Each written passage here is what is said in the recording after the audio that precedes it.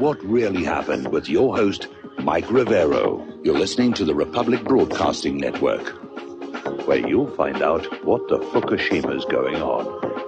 And aloha, America. Welcome to our show today. It is Wednesday, July 19th, 2017, middle of the weekday, hump day, starting that long, slow glide down to Pauhana Friday and another weekend of whatever it is they're going to think of to mess up next. Okay, a lot of stuff to talk about today. The phone lines are open, 800-313-9443. Mike is in our control room, twiddling the dials, keeping us out of trouble. Ready to answer the phone when you call on in. Couple of quick program notes. Our third hour guest today is Charlie Robinson. He's an author. He's got a new book out called The Octopus of Global Control, talking about the New World Order, globalism, this desire to drag the human race back to a feudal state where the elites own everything and we toil our lives away for their lords and ladyships' leave to simply exist. And we'll be talking about that. Friday, the lovely Lady Claire will be with us as usual here. So getting on into the news here, the Obamacare ping-pong ball is going back and forth and back and forth and back and forth. They were going to vote to repeal and replace. That didn't work. Then they were going to vote to repeal. That got called off. They can't get the support. Donald Trump is basically out there saying this Congress can't do anything, and he's absolutely right. This is the most unproductive Congress in the last 164 years. And they are running out of excuses for not accomplishing anything at all. And it is rather disheartening to see the political leadership putting their partisan infighting above the needs of the country itself. Of course, there's an upside. The less Congress is doing, the less harm they're actually going to be able to cause out there. Donald Trump has now backed off demanding a repeal, at least for the moment, saying we're just going to let Obamacare fail. Meaning nothing will change. It's going to go on the way it is now until the whole system collapses, which could, in theory, take years.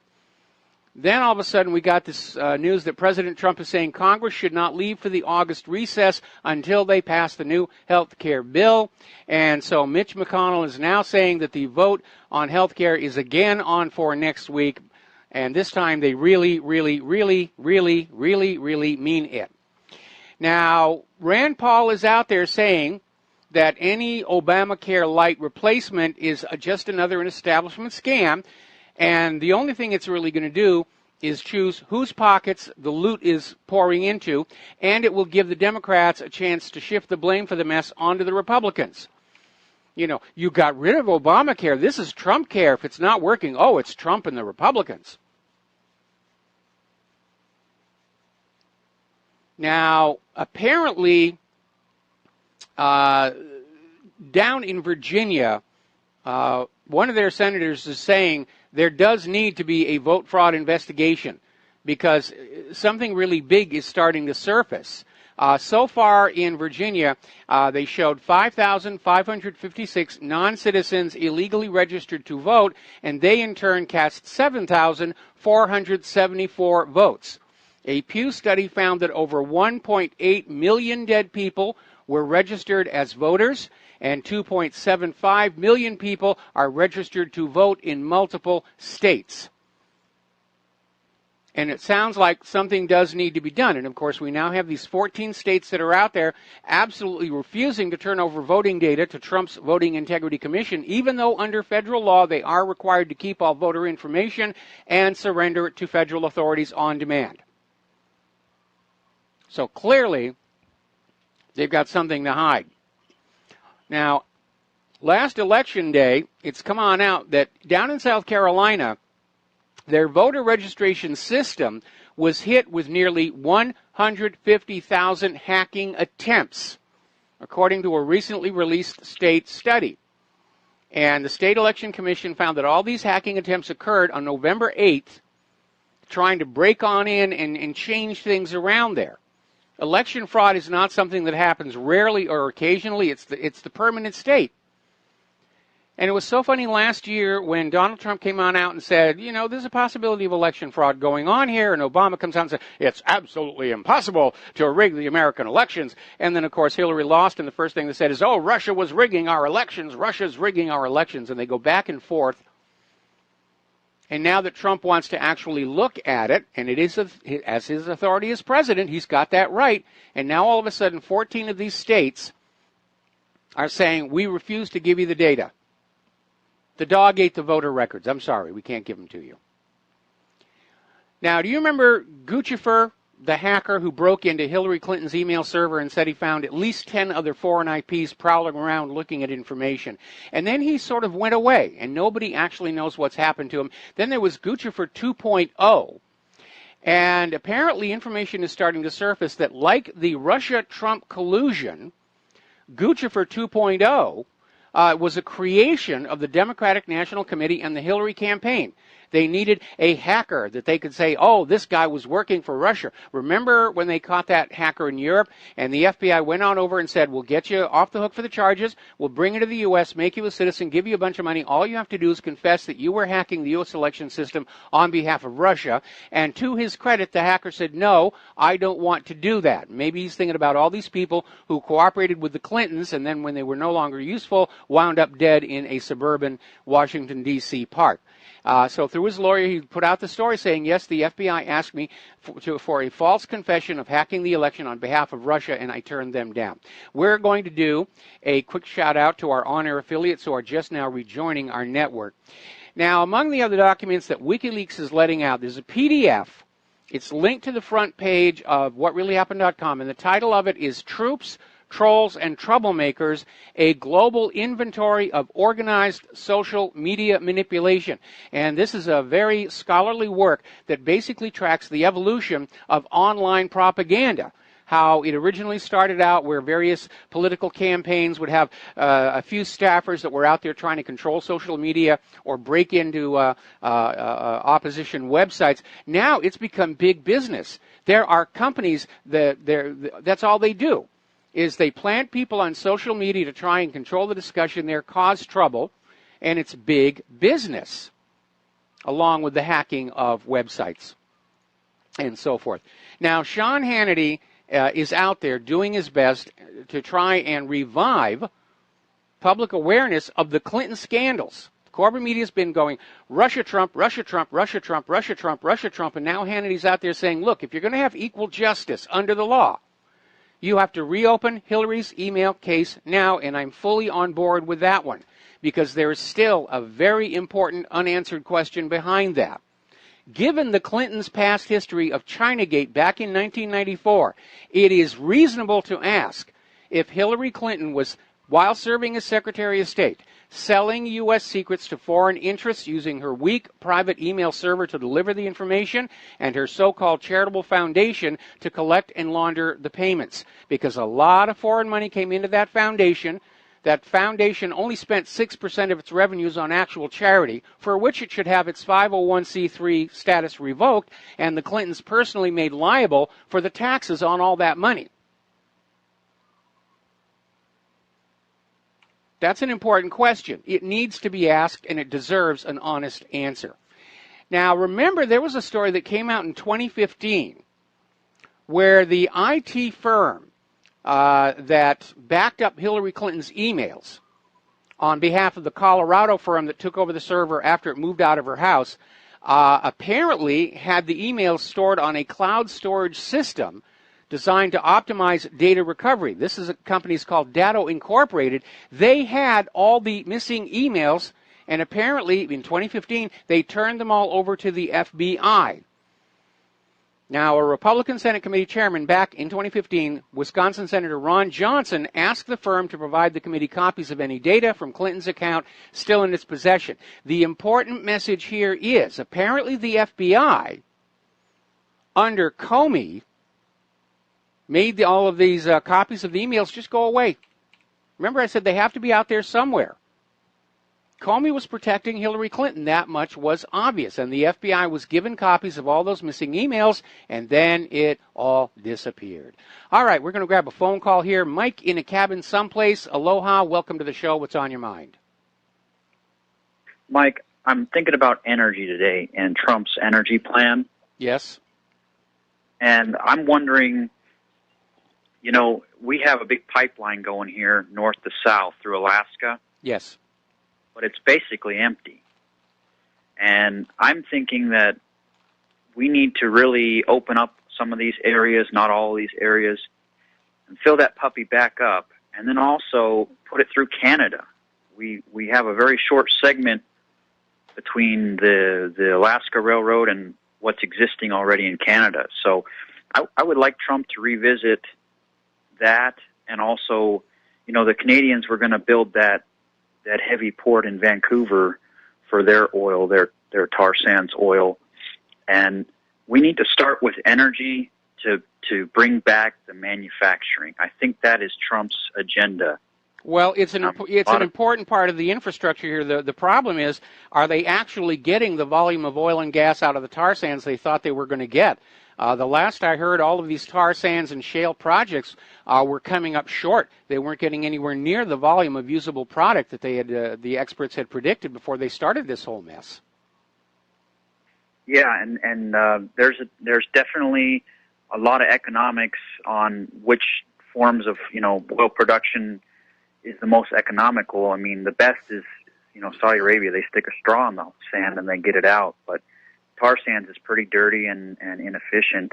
But we have to get the energy rates down, because we have the second highest kilowatt hour rate here. I think you have the highest in Hawaii. Is that right? It's fairly high, and it fluctuates on the basis of fuel prices. But again, the kilowatt hour price, it's not just the cost of the fuel. It's the amortization of the cost of the electric generation plant and various other costs associated with it. And a lot of the higher costs can come about through fiscal mismanagement by the company's executive board. So it's a complicated issue, and just lowering the price of the fuel oil may not have as much of an impact on your electricity cost, depending upon how expensive that initial power plant was. Yeah, and I saw China is at 4 cents U.S. per kilowatt hour, I believe, residential, and the commercial is always a little bit lower. Now, that doesn't explain their manufacturing base completely, but pretty important little aspect there. And I think that if we really develop that, some manufacturing could either start or come back, not all. And then what Trump is doing with this Poland and talking to them about natural gas and things like that, I mean, if I was Russia, I wouldn't want them. I used to live over in Ukraine, Eastern Europe, and they're always fighting. They're always turning off these gas lines and these gas pumps. Who can pay, who can't? Basically, the Germans can pay and the Russians have it. Everyone in between is, trying to take some out of the pipe and do their own things with it. But if the U.S. had ships going that direction with LNG or oil or whatever they need, that would be, for Trump to be a Russian agent and then be the energy man who says, hey, Europe, want some of what we've got? That would be the worst. That would be blowing up in your face. It would be the epitome. Okay, I understand what you're saying here, but I want to back up here, and then I want to get back on the current news here. To revive America, you can't just simply say we must do this first and the rest will follow. It really doesn't work that way. It's all going to have to be built up together. We start reviving manufacturing with the available electricity that we have right now, and then as manufacturing grows, we develop the energy infrastructure to support the growth of the manufacturing. One of the ways in which our country has really suffered greatly, and we see that no place more than our road system, is the infrastructure has not been enlarged to match the growth in population. And we certainly see that with the roads out here in Hawaii, which are still running on the volume of traffic as it was back in the 1960s and 1970s. And as a result, now we have tremendous congestion problems, which they're hoping the light rail is going to solve. I'm not that optimistic about it, so we're going to have to build them all up together. Anyway, Mike, it's a good thought there. We're going to have to let you go here. Thank you very much for the phone call. Getting on back to our domestic political news. As you know, following Donald Trump's electoral victory, Maxine Waters got on board this resist campaign, Resist 45, and she's been out there stumping and trying to get everybody out there to just oppose Donald Trump. And apparently her fundraising efforts on behalf of Resist 45 have been, for lack of a better word, abysmal. And she's out there attacking Trump for his bigoted travel ban, which has since been upheld by the Supreme Court. And again, it wasn't based on race, it was based on location. And then she's out there attacking Donald Trump for his support of President Putin, even as Putin continued his invasion of Korea. And no, I'm not misspeaking. That's actually what Maxine Waters said, that Vladimir Putin had invaded Korea. So I'm starting to wonder if maybe we do need competency tests to be in the United States Congress. When you look at some of the things Maxine Waters is saying and Nancy Pelosi's been saying, it's really silly. Now, there's a new wrinkle that's coming on out. Apparently, there is concern, this is coming from the Political Insider, that U.S. Postal Service employees broke the law by supporting Hillary Clinton.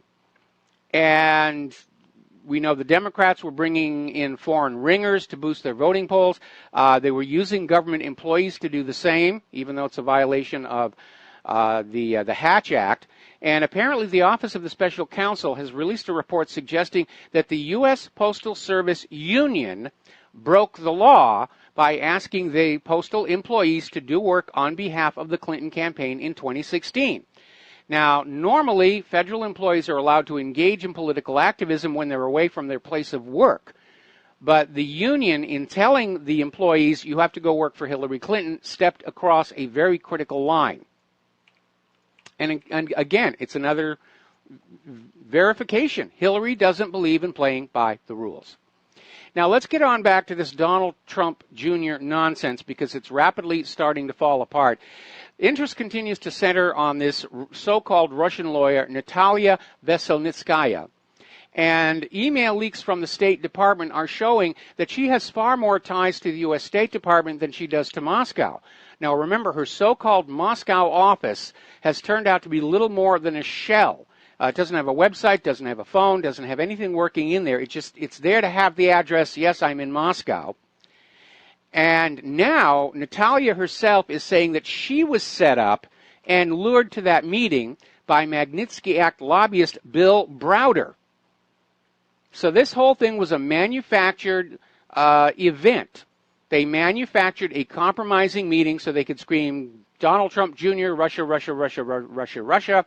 And now Natalia is saying that she's concerned for her life and her family, given how people who don't do what the Clintons want them to do exactly keep winding up dead under strange circumstances. And again, all of this is starting to just wear out for the American people.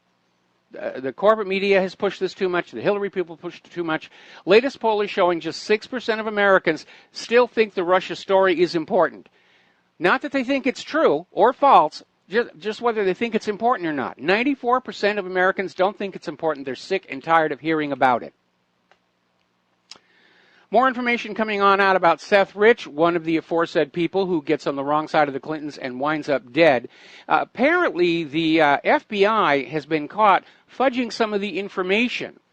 And one of the things they did was change the time officially reported for a break-in and weapons theft of an FBI vehicle, which happened after Seth Rich was killed. They've changed the time officially to before he was killed. And apparently there was a surveillance film that exists for the break-in incident in the car, and that has disappeared. And again, we know that there is a cover-up of some kind for one very simple reason. The official story is Seth Rich died in a botched robbery, and yet the police still have Seth Rich's laptop computer and will not return it to his family. So you just think about that one for a little bit. Now, turning on over to the war zones, emphasis on the plural, Hayat Tahrir al-Sham clashes with Arar al-Sham in Idlib province over there in Syria. And again, overall, the Syrian government forces are gaining ground. We'll be right back after these words from our sponsors.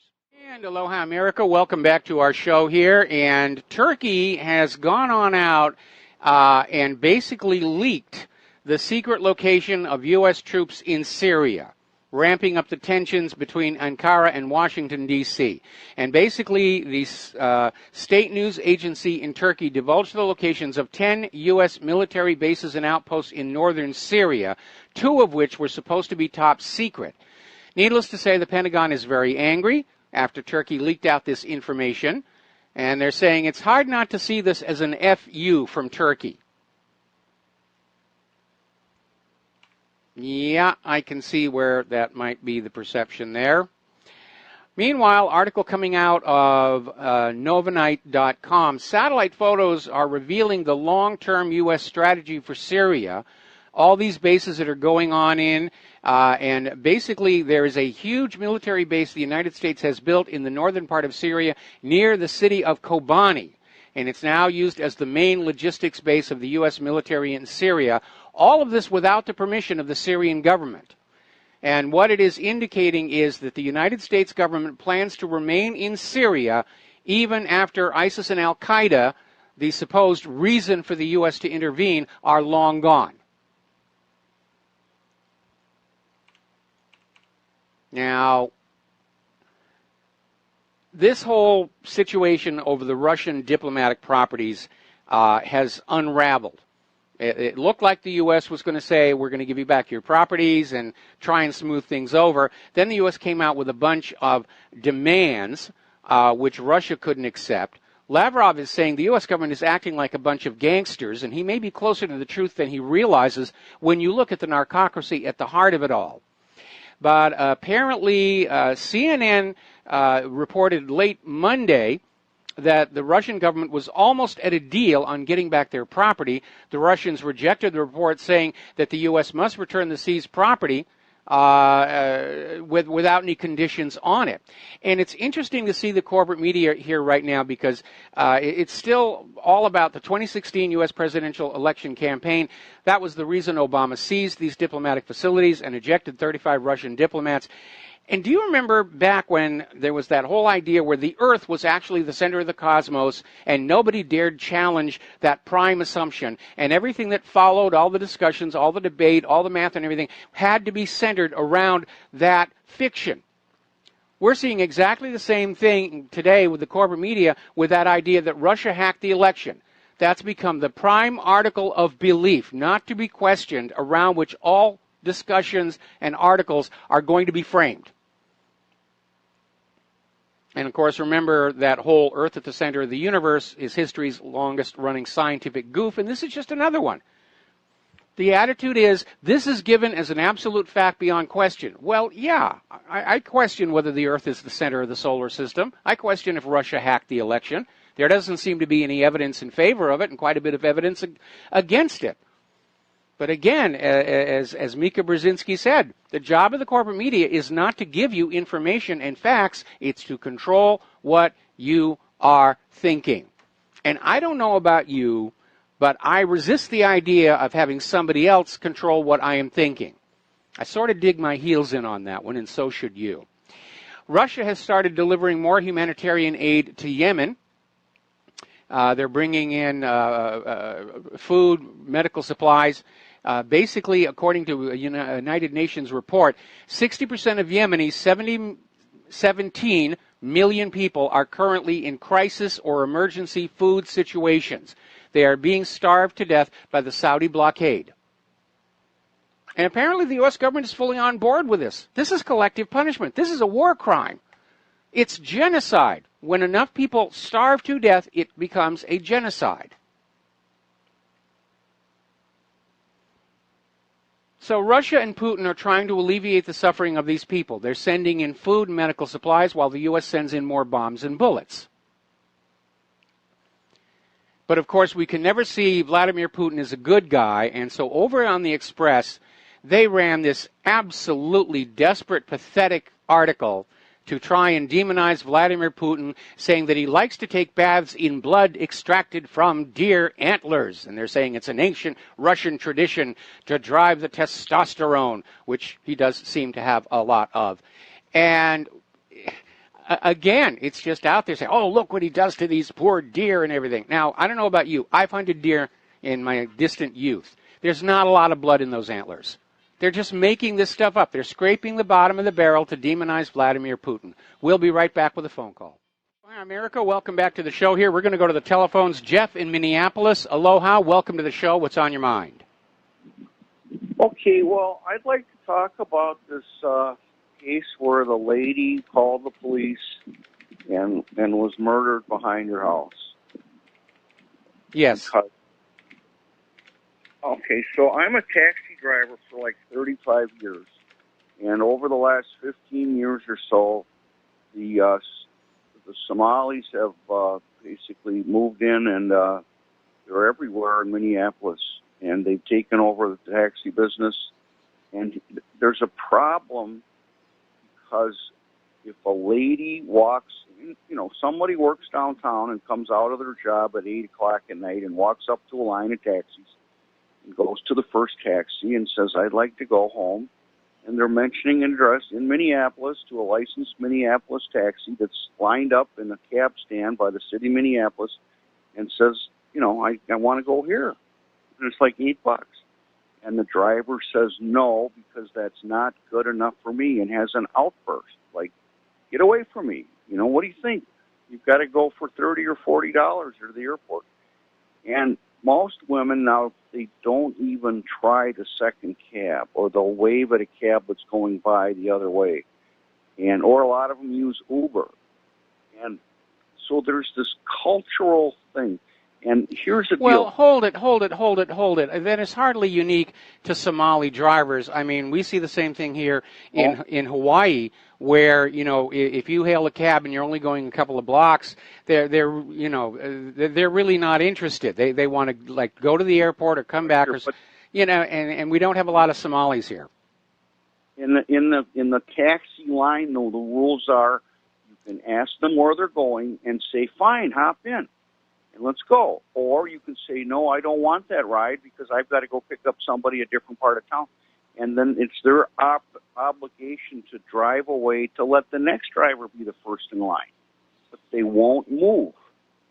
And we have a problem where if a lady is gagging a ride home, and most of the business is medical charge accounts, taking someone home from a clinic to their home. And the map, if you use the GPS, takes you right to the door of the apartment.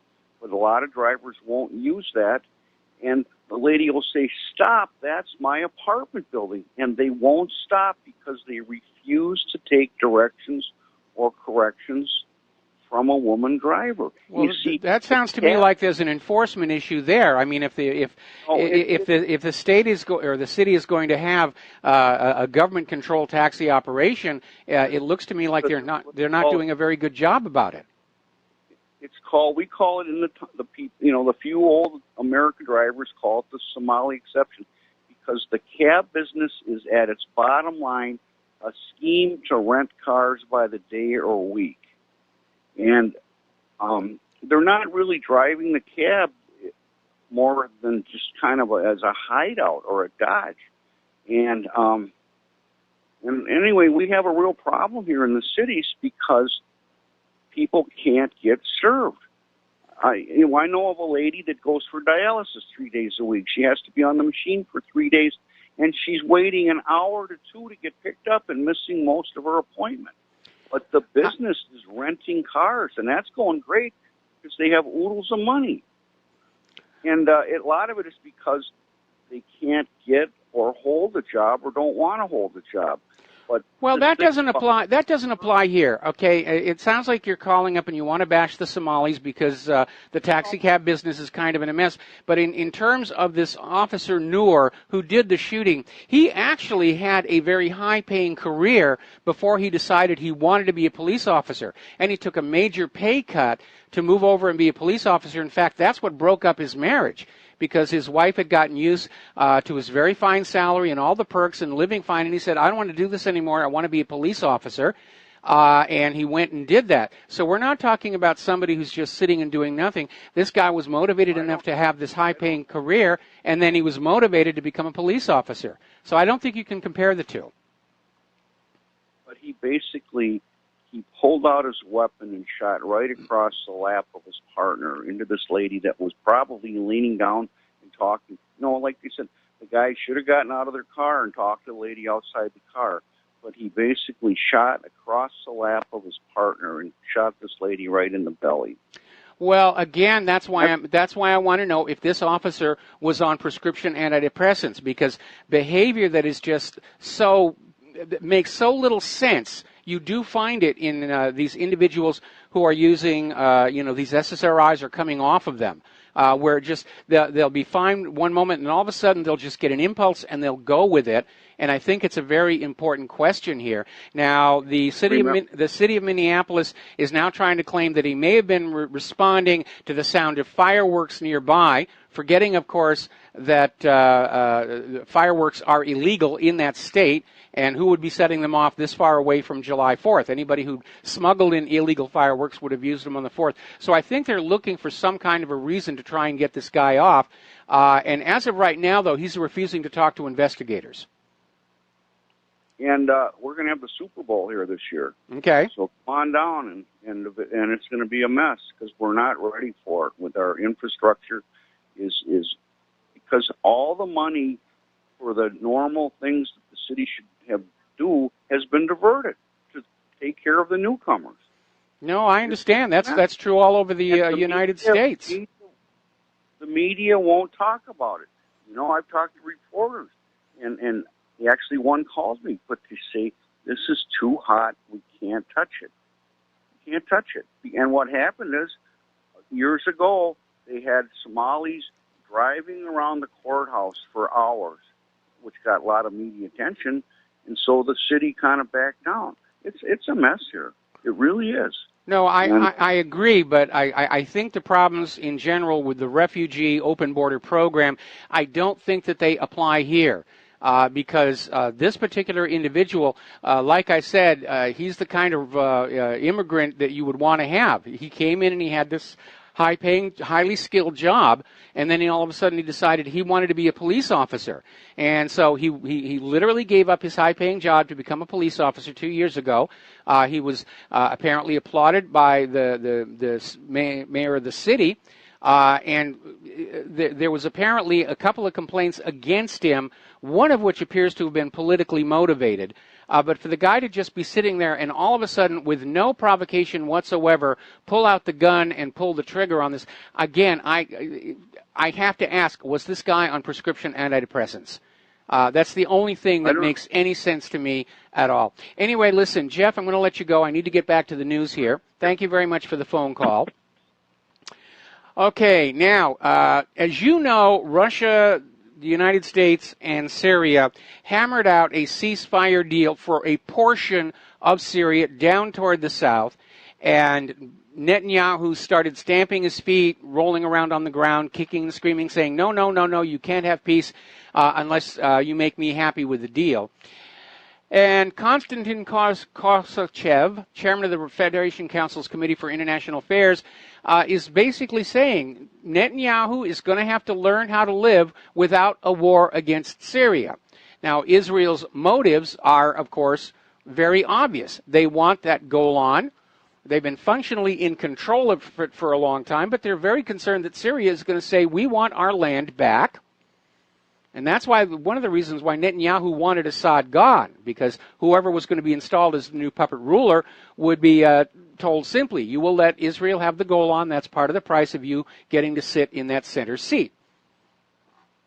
And so that's what's going on down there. Now, Netanyahu, like Maxine Waters, like Nancy Pelosi, is starting to show his age, and he's starting to make some really bad goofs, because apparently he had an incident with an open microphone where he came on out and admitted Israel is carrying out dozens of attacks against arms convoys in Syria, and was oblivious to the fact that the remarks were being picked up by a live microphone and relayed to reporters. And even more embarrassingly, during that same session with the open microphone, Netanyahu basically just launched a withering attack on the European Union, saying that the European Union will wither and die if it does not change its policy toward Israel.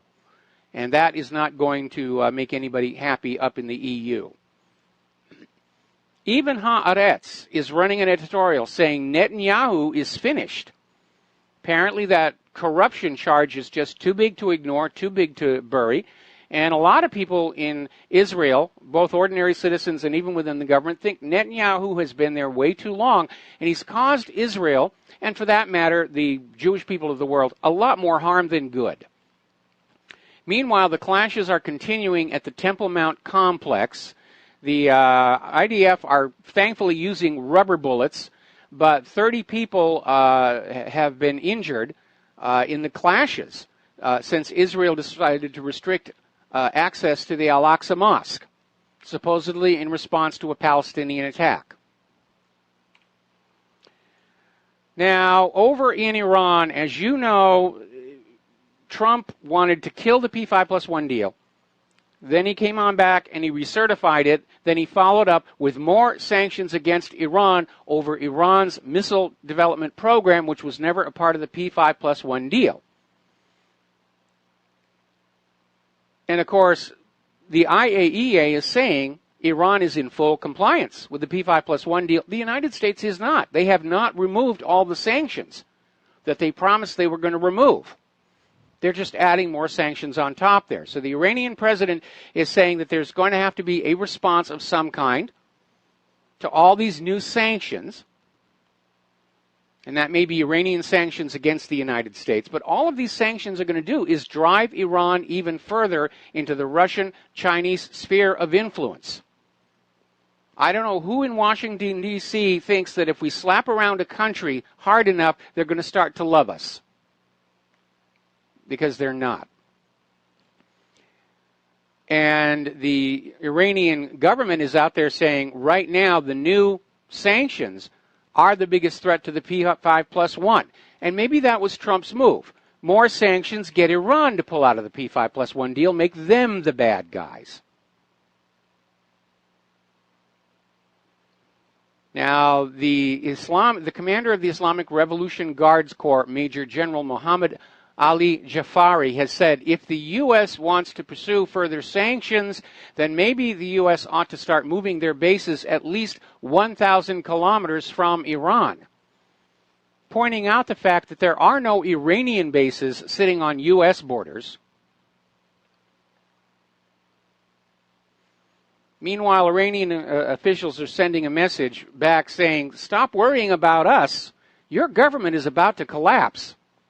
And I agree with them on that one. In fact, all of this warmongering and threatening in all these other countries may be a desperate attempt by the central federal government to distract Americans from the very obvious signs of an impending collapse.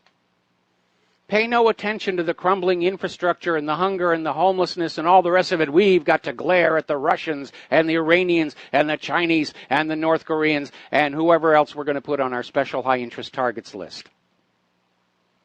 Wouldn't be the first time in history where a country that was on the verge of collapse distracted their own people by threatening or getting into a war. And it didn't work out very well there. Meanwhile, as you know, we have been hearing about these ongoing border incursions between China and India, and how India has retargeted some of their nuclear missiles away from Pakistan and toward China. So we're seeing this article today out of antiwar.com where China is saying they are ready for a long-term war with India. And Chinese forces are holding an increasingly large series of live fire training drills in Tibet, reflecting the soaring tensions with India. There are way too many people in positions of power in this world who see war as their best option out of the mess they have created. All right, let's take a phone call. Ramsey in Canada, aloha. Welcome to the show. What's on your mind? Hello, sir. How are you? Fine. Sir, I have a question about that police officer. You said that he might have been on antidepressants or drugs or whatever. No, I'm saying it's a question we need to ask because we know that those drugs... We know those drugs are dangerous. We know that police, on average, take more of them than ordinary citizens. And it's important to understand because what he did makes absolutely no sense at all unless he would just had an impulse he couldn't control. But see, sir, here's my question I want to ask you. When a person becomes a police officer, doesn't he have to go through the training and do a medical and a physical test and a blood test and all that? Yeah, but if a doctor has prescribed these antidepressants, he's allowed to take them. See, that's the problem. These medications are very profitable, and so the idea that they might be dangerous is downplayed, and they are officially allowed for police officers to use them. Like I said yesterday, Congress actually held hearings about the dangers associated with prescription antidepressants, and they chose to do nothing about it because those pharmaceutical corporations write very generous campaign donation checks every election season. That's literally what it comes down to. The health and safety and security of the American people is subordinate to the need for more campaign contributions with which to hang on to their jobs. We may literally be drugging ourselves into the edge of insanity. If you look at all the bizarre behavior we're seeing all across our society, just things that we never saw when we were younger, and you're wondering, what's changing? Are we all collectively going crazy, and is it in fact pharmacological? Yeah, but see, sir, I don't remember any time recently that a police officer did such an act like that. Well, there have been a lot of cases where police used excessive force, and it was kind of a gray area, and people were saying it really wasn't justified. There's been a lot of that going on. In this case, it is just clearly, there was absolutely no question that this woman in her pajamas presented no threat whatsoever to the officers. Obviously, the driver of the car didn't think she presented a threat, and so this officer, Noor, just pulled his gun and shot her point blank in the stomach and killed her. And now he's refusing to talk to investigators. Okay, thank you. All right, we're going to let you go. Thank you very much. No, there's an issue there. There is a question. I mean, look at it this way. Look at all the chemicals corporations put in your food to make you eat more and buy more so that they can make more money, even though it's causing an obesity epidemic in this country. So the fact that they would sell drugs that are actually making us violent, as long as it makes money, they're going to go ahead and do it. We're going to take a break for commercials. We'll be right back.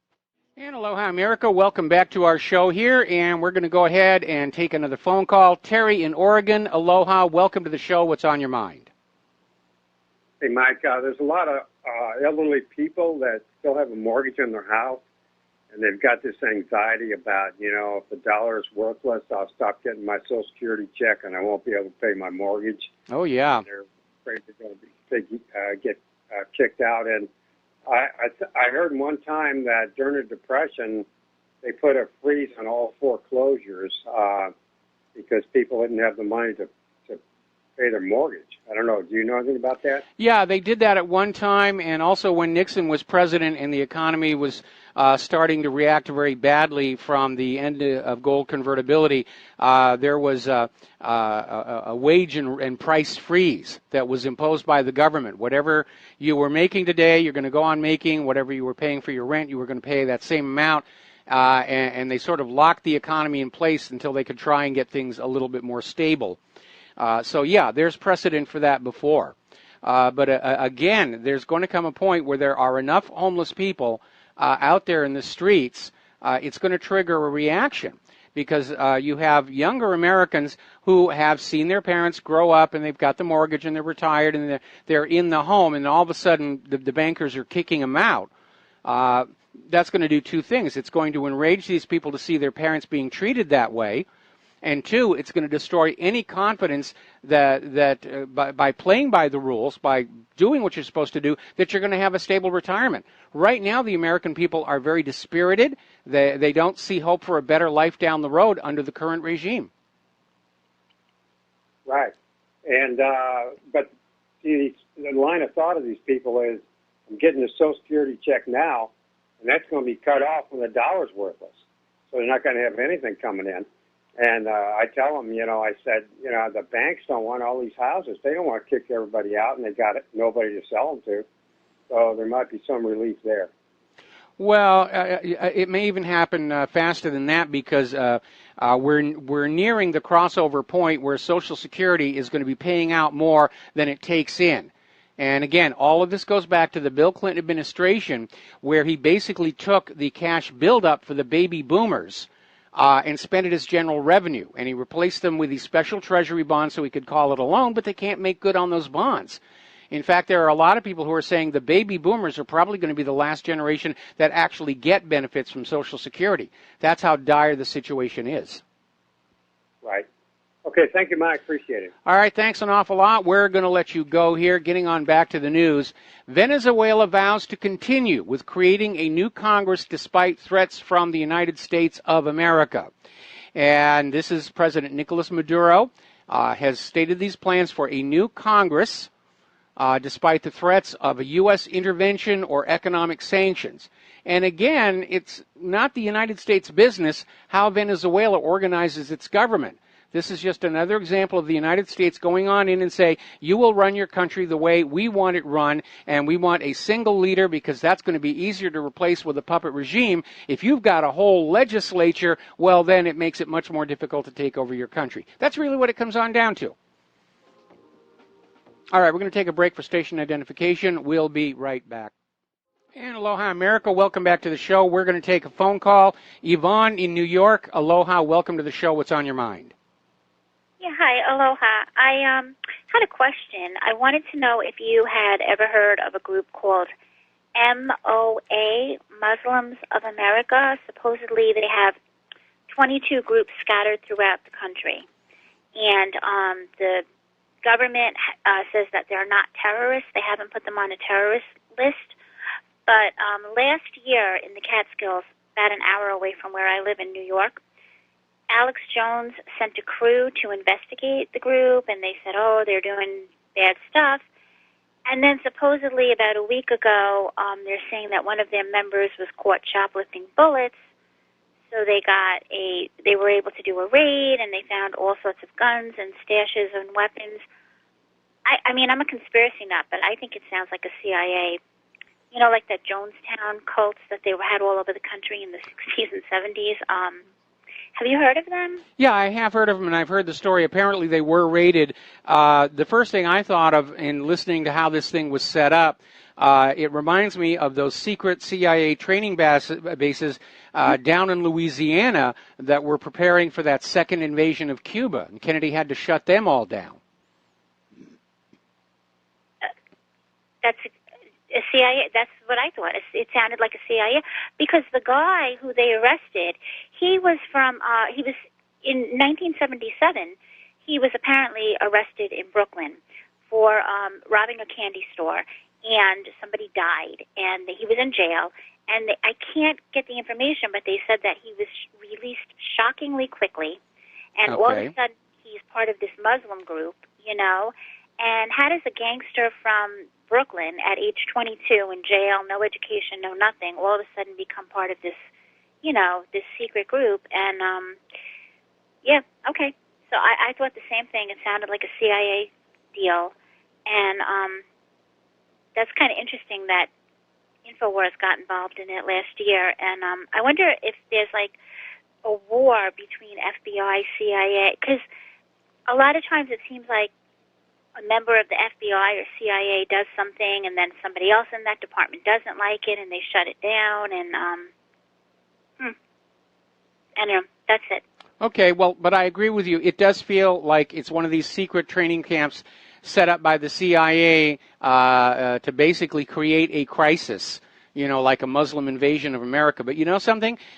Were that to happen, were that to be the next false flag, it's going to backfire on them tremendously because the American people are going to be saying, well, who let all these Muslims in to the country in the first place to cause all these problems? Well, yeah, U.S. government, George Soros, and all of those. Thank you for the phone call. We're going to switch over to Linda in Massachusetts. Aloha. Welcome to the show. What's on your mind? Hey, Michael. How are you? Hello? Yes, you're on the air. Oh, good. I said, how are you?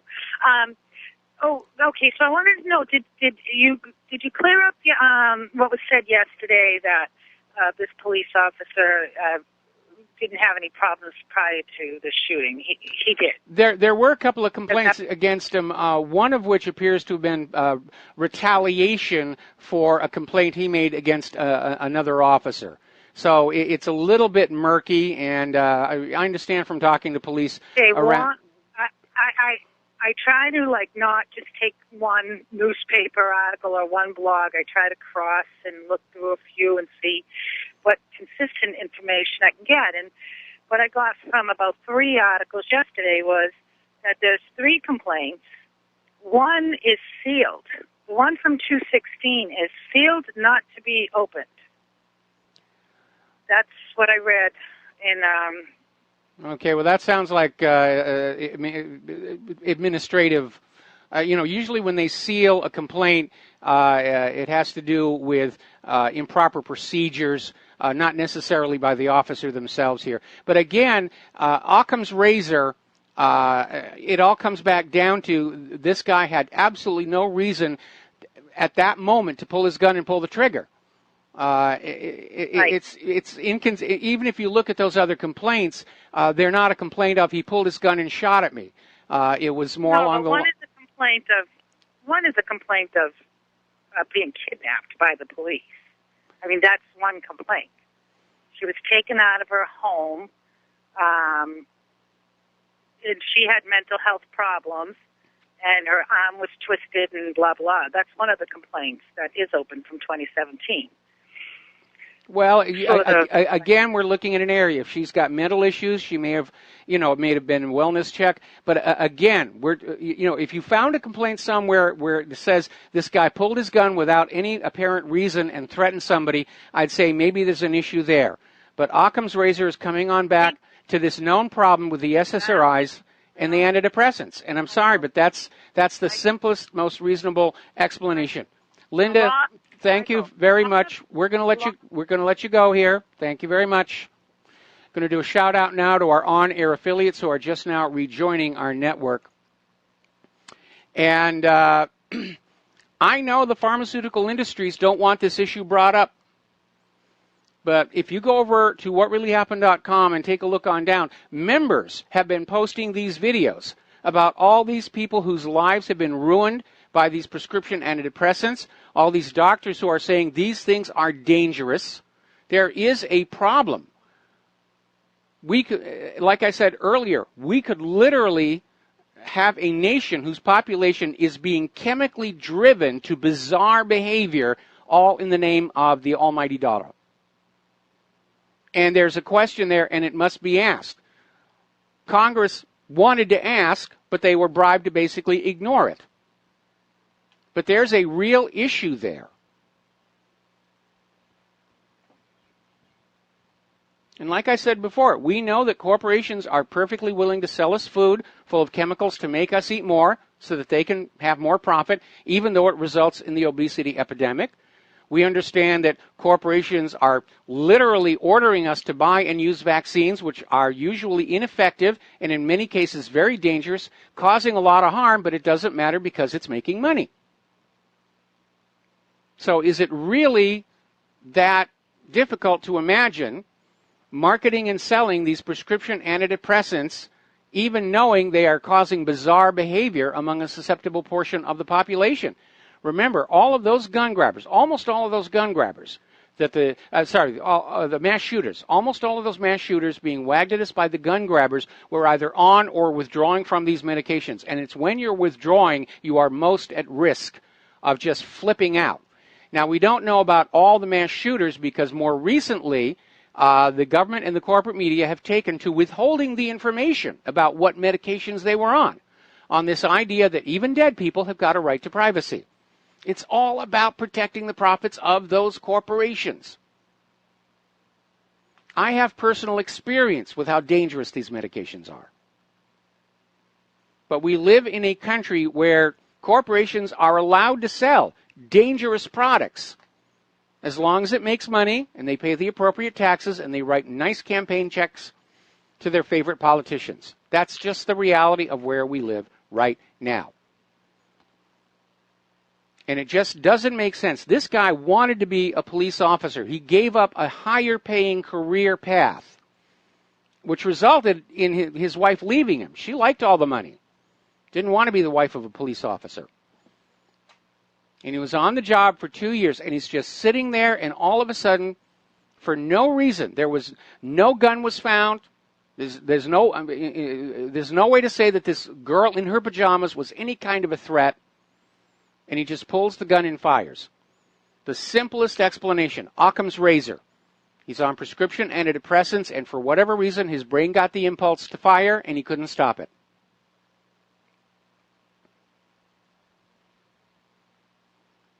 So,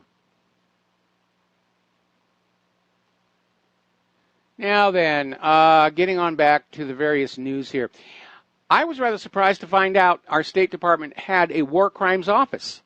You would think they'd be very, very busy these days with all the war crimes being committed by the United States. But apparently it's not going to be a problem anymore because Secretary of State Rex Tillerson is shutting it all down.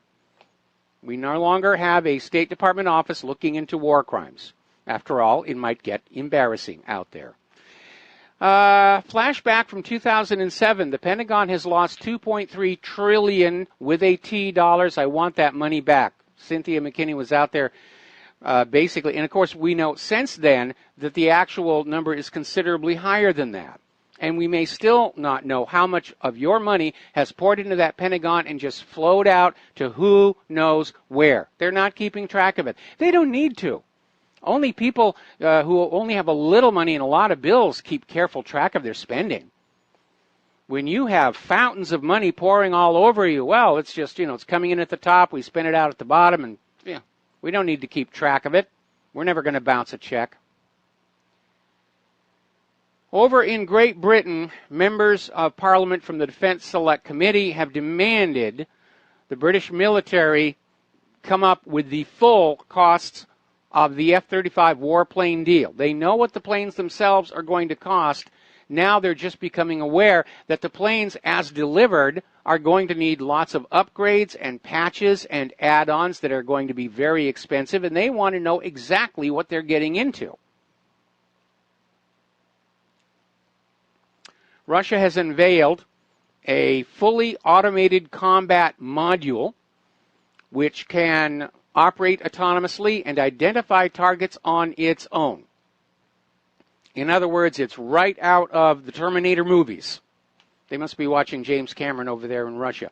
Apparently, this device is able to identify enemy targets and engage them all on its own.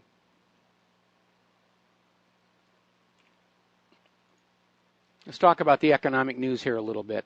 Russia's largest bank makes its first transaction on the Shanghai Gold Exchange as Moscow and Beijing prepare for trade in gold. They're settling accounts back and forth in gold, using gold. No paper notes, certainly not the U.S. Federal Reserve note. And I'm sure over at the Federal Reserve they're out there saying, you can't do that. You're not allowed to do that by the rules we just made up. And we're still seeing a lot of wet work out there in the world of high finance. Apparently, Miguel Blesa, who was the former head of the now-defunct Caja Madrid Savings Bank, and he was awaiting the results of an appeal to a 6-year prison sentence for misusing corporate credit cards issued by the infamous Aiea, which is another defunct bank. Apparently, they were out at this private club, and all of a sudden, people around heard a gunshot blast, and they found this banker dead with a shotgun blast to the chest, which tells us pretty much right there this was not a suicide, especially when there is no report that the shotgun itself was actually recovered here. In the United States, the cable TV companies are in a panic. 793,000 subscribers have cut the cable, so to speak. Streaming is now the thing. It's much more convenient. People on a busy schedule, they can't actually watch that much cable TV. They use the DVR. Well, why have cable TV and DVR when you can just go to online streaming like Netflix? And the only reason we're still hooked in with our cable provider is we've got a bundled deal with our high-speed internet, which isn't as fast as we were promised. And by the way, ever since Spectrum took over, our bill has gone right through the roof. Now, as you know, there's been a big wringing of hands and gnashing of teeth over the troubles affecting the real estate market. Young people are not buying homes. And somebody only just now figured out the correlation between young people not being able to buy their own homes and the fact that they're still struggling with those student loans because the high-paying jobs they went to college to acquire are not there. And it's another example of everybody thinking about their own little agenda, their own little business, and nobody looking at the overview. Because somebody looking at the overview would have seen that if you load down these college graduates with these incredible student loans, they are not going to be part of the economy in a larger sense. They're spending all their work paying off the student loans. They're not buying homes. They're not buying cars. They're not going to the shopping malls. There is too little money at the bottom of this economy for it to function. But the money junkies cannot let go because they're addicts. Looking at their behavior, I would say that probably money is even more addictive than heroin. More and more states are saying that the retirement age has to go up. They're now talking about 68.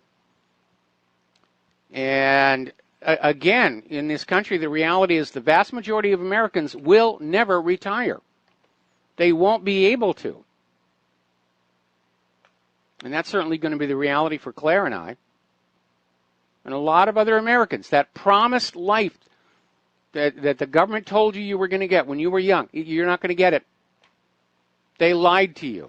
I even remember when George Carlin, when he was talking in that routine, The American Dream, he said they want it all. Now they want your retirement money. And he was right. Bill Clinton stole the retirement money of millions of American workers, spent it as general revenue. That's where he got his magic federal budget surplus. By embezzling the retirement money of the American worker. That money was your money. It wasn't the government's money. You were forced to trust the government with your retirement money, and they misspent it. And now they're out there saying, well, it's your fault. You're living too long. You shouldn't be living as long as you are.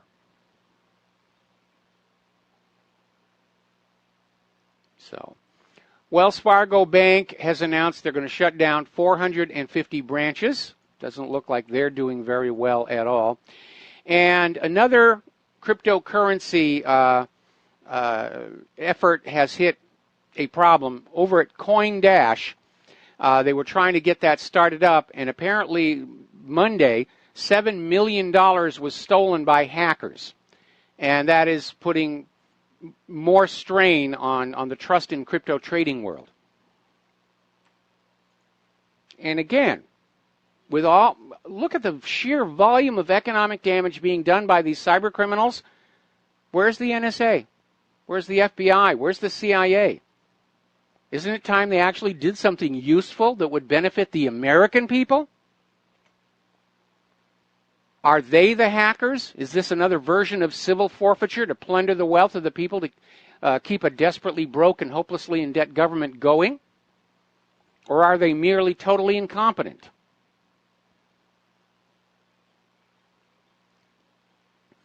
Now, Sir Christopher Mayer, who is a former ambassador to the U.S. from Great Britain, is out there saying that this idea that Great Britain has to pay a divorce bill before they can negotiate the Brexit is nonsense.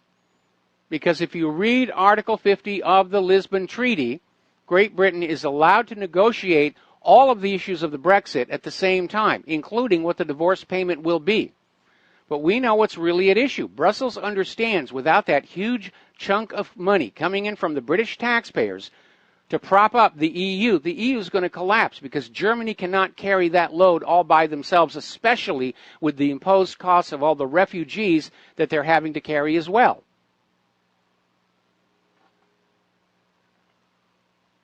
I would be very surprised if the EU made it to the end of the year. Now, as you know, most migrants trying to sneak into Great Britain basically hide out in trucks, which are then sent across either on ferries or through the Channel Tunnel. But somebody came up with a really novel idea, trying to smuggle migrants from France to Great Britain by ultralight aircraft. And apparently 4 Albanian migrants tried to fly from France to Britain in a light aircraft. It's believed to be the first of its attempt, but nobody really knows that. And the 4, who included 2 women and a child, were arrested in Calais before they could take off. Apparently, last year, 629,000 visitors to the United States overstayed their visas, according to Homeland Security. And basically 1% of all travelers. And they remained in the country after overstaying their visas as students, workers, or tourists. All right, there's the music. Can barely hear it, and we'll be back after these commercials. And aloha, America. Welcome back to our show here. Now, we have hundreds of U.S. immigration agents deploying to the sanctuary cities. There's a confrontation coming on up between the state and the federal governments. And again, all of these mayors and governors declaring sanctuary cities and refusing to allow the federal government to enforce Title VIII. They are in criminal violation of Title VIII, and they should be going to jail. And Attorney General Jeff Sessions is saying our goal is to end illegal immigration, and it can be done. Eisenhower did it with his Operation Wetback, and he did it with about 1/10 the resources available to Donald Trump. And I know the GOP budget is still going back and forth over the cost of Donald Trump's wall. And again, I don't think a wall is really needed as long as you are enforcing the Title VIII laws that are already on the books. You cut off the financial incentive. And you simply tell those people, you step across that border, you will not be able to find work. There will be no free handouts. Nobody will be allowed to house you or give you rides or anything without going to jail. And in fact, the flow of illegal immigrants across the border has slowed considerably ever since Donald Trump won the White House. And now we need to basically find those illegals and send them back to where they came from. And I'm sorry if the country they're coming from is not doing very well. Ours isn't doing very well. And what they ought to do is basically just go back to their country and reform things.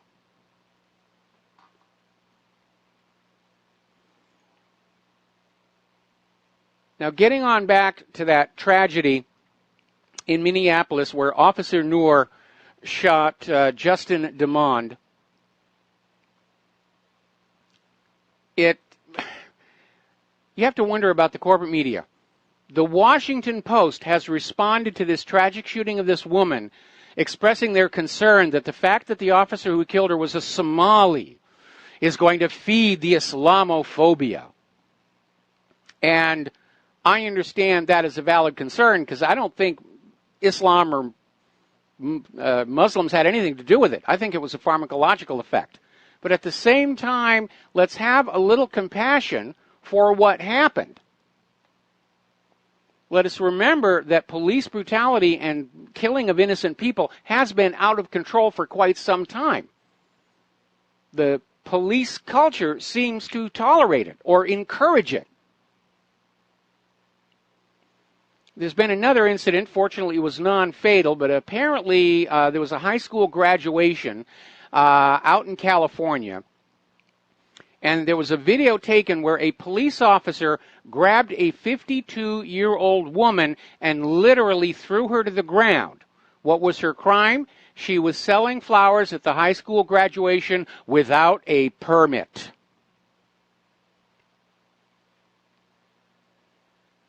I remember when I was a kid, the basic rule was that you could do anything that you wanted unless the government explicitly forbid it. And now we're in a situation where you can't do anything unless the government gives you permission for a small fee.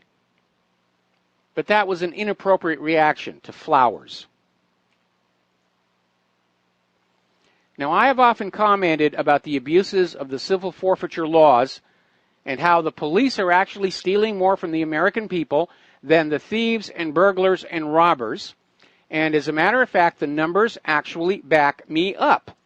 Somebody has actually done a study in 2015 and found out that the police confiscated more than $5 billion from the American people under civil forfeiture laws. Most of those people were not charged with a crime. And apparently that exact same year, losses to burglary We're only $3.5 billion. So if you get into trouble, call a burglar. You're going to get off a lot cheaper, I think, here.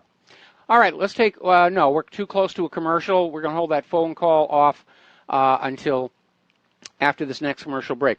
But the civil forfeiture is a problem. And again, it was originally created to serve a very useful purpose, but it has been turned into a racket. And unfortunately, thanks to Attorney General Jeff Sessions, it's about to get a lot worse. We'll be right back after these few words. And aloha, America. Welcome back to our show here. Now, we're talking about civil forfeiture. No, actually, we're going to take a phone call first. Tom in Florida, aloha. Welcome to the show. What's on your mind? Well, good day to you, Michael. Another great show, and you're always right on the money. Yeah, Michael, what I want to say is I want to talk about, first I was listening to Michelle Malkin earlier, but before I get there, I want to talk about this resist, hate, resist, these demon rats are throwing out over there at the Senate chambers. And I'm finding out these people are getting paid $1,800 to go protest over there, and if they get arrested, they get an extra $1,000. So these people are basically, the George Soroses are paying these people to protest, the senators, with the health care bill. So these people actually do go, when they go to jail, they end up getting like $2,800 to go protest.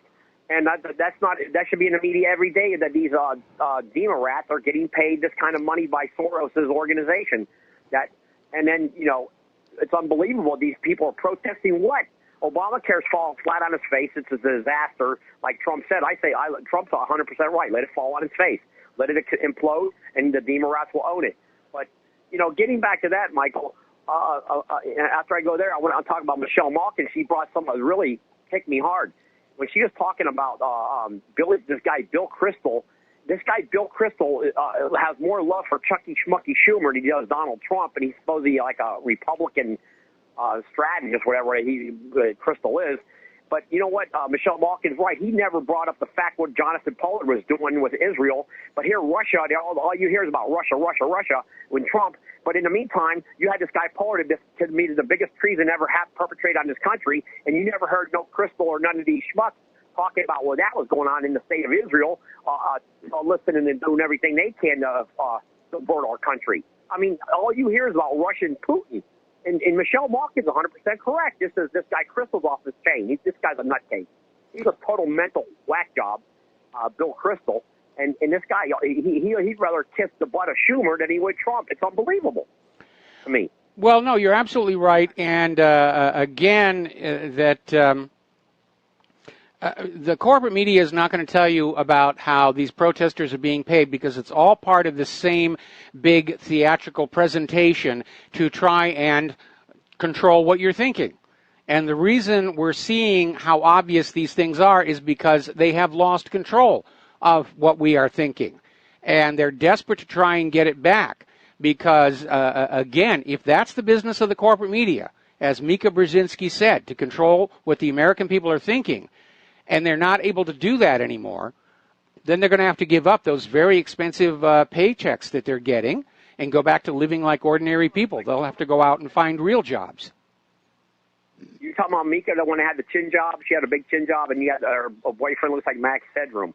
But, Michael, going back to what Michelle was saying, this guy, Bill Kristol, would rather have the deep state run our country than Donald Trump or Hillary.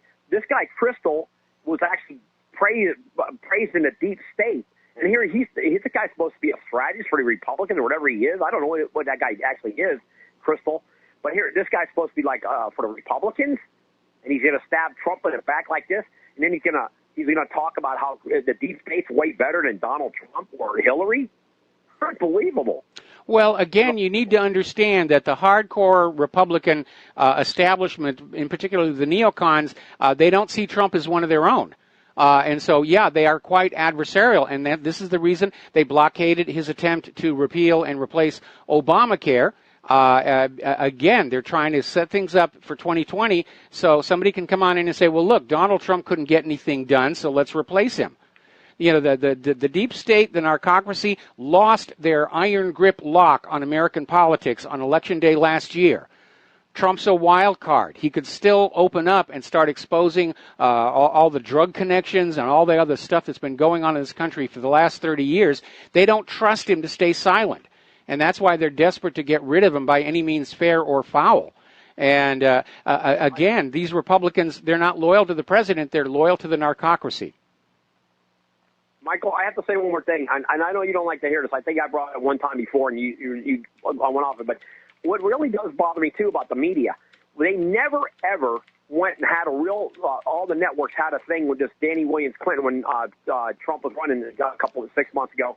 They never really went and they talked about this guy, Bush, with the video of Donald Trump with the girl. But they never talked about when this one reporter went up to Clinton and said, are you still paying child support to Danny Williams Clinton? They never would air that, Michael. They only aired it one time.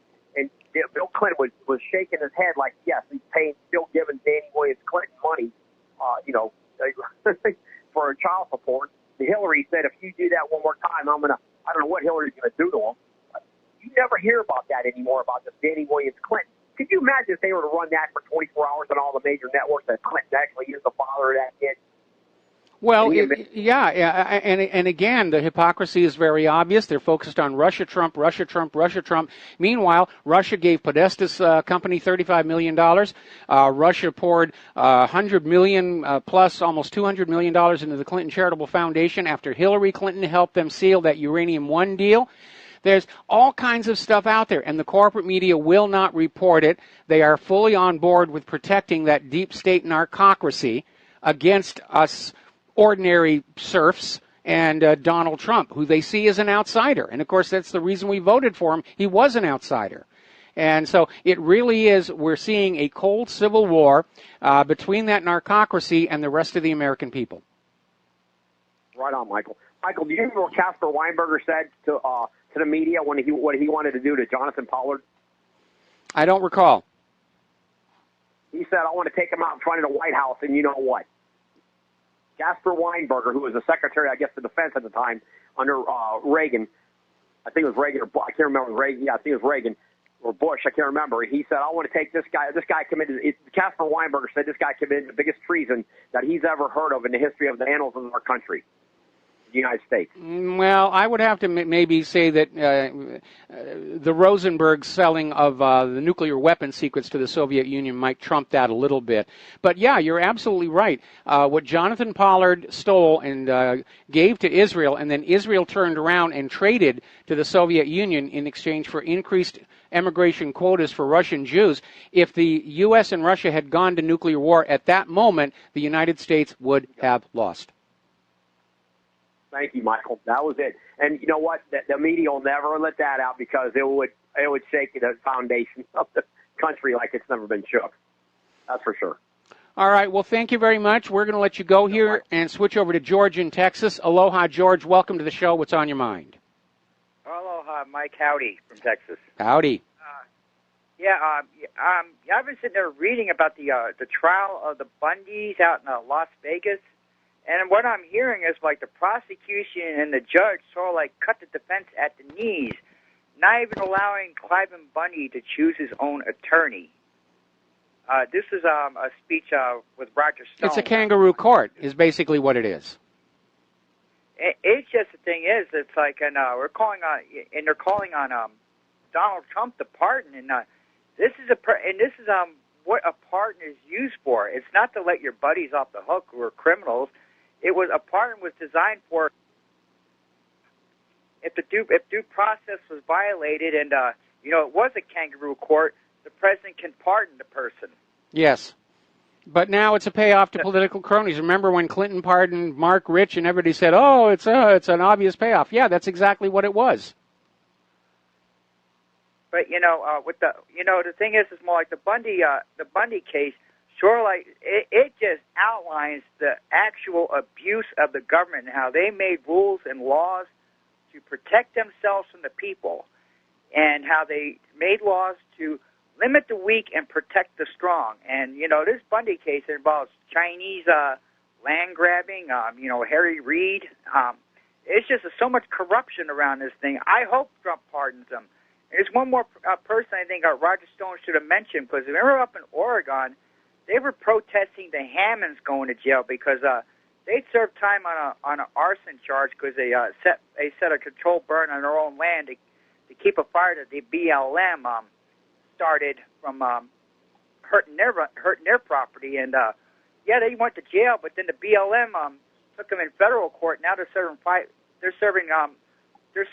2 prison terms on the same charge, and that's double jeopardy. And no, it isn't, because one was filed at the state level and one was filed at the federal level, and unfortunately that can and does happen. Normally prosecutors, if you've already been convicted and sentenced at the state level, federal prosecutors won't bother. But if it is politically motivated, then yeah, they're just going to dogpile on you. But double jeopardy only applies within the same legal jurisdiction, state level versus federal level.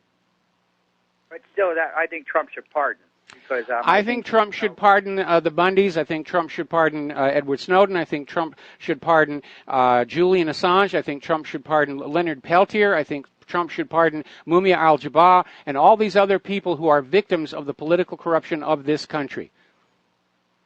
And the thing is like, I really think when this thing comes to a head, it's going to be very ugly.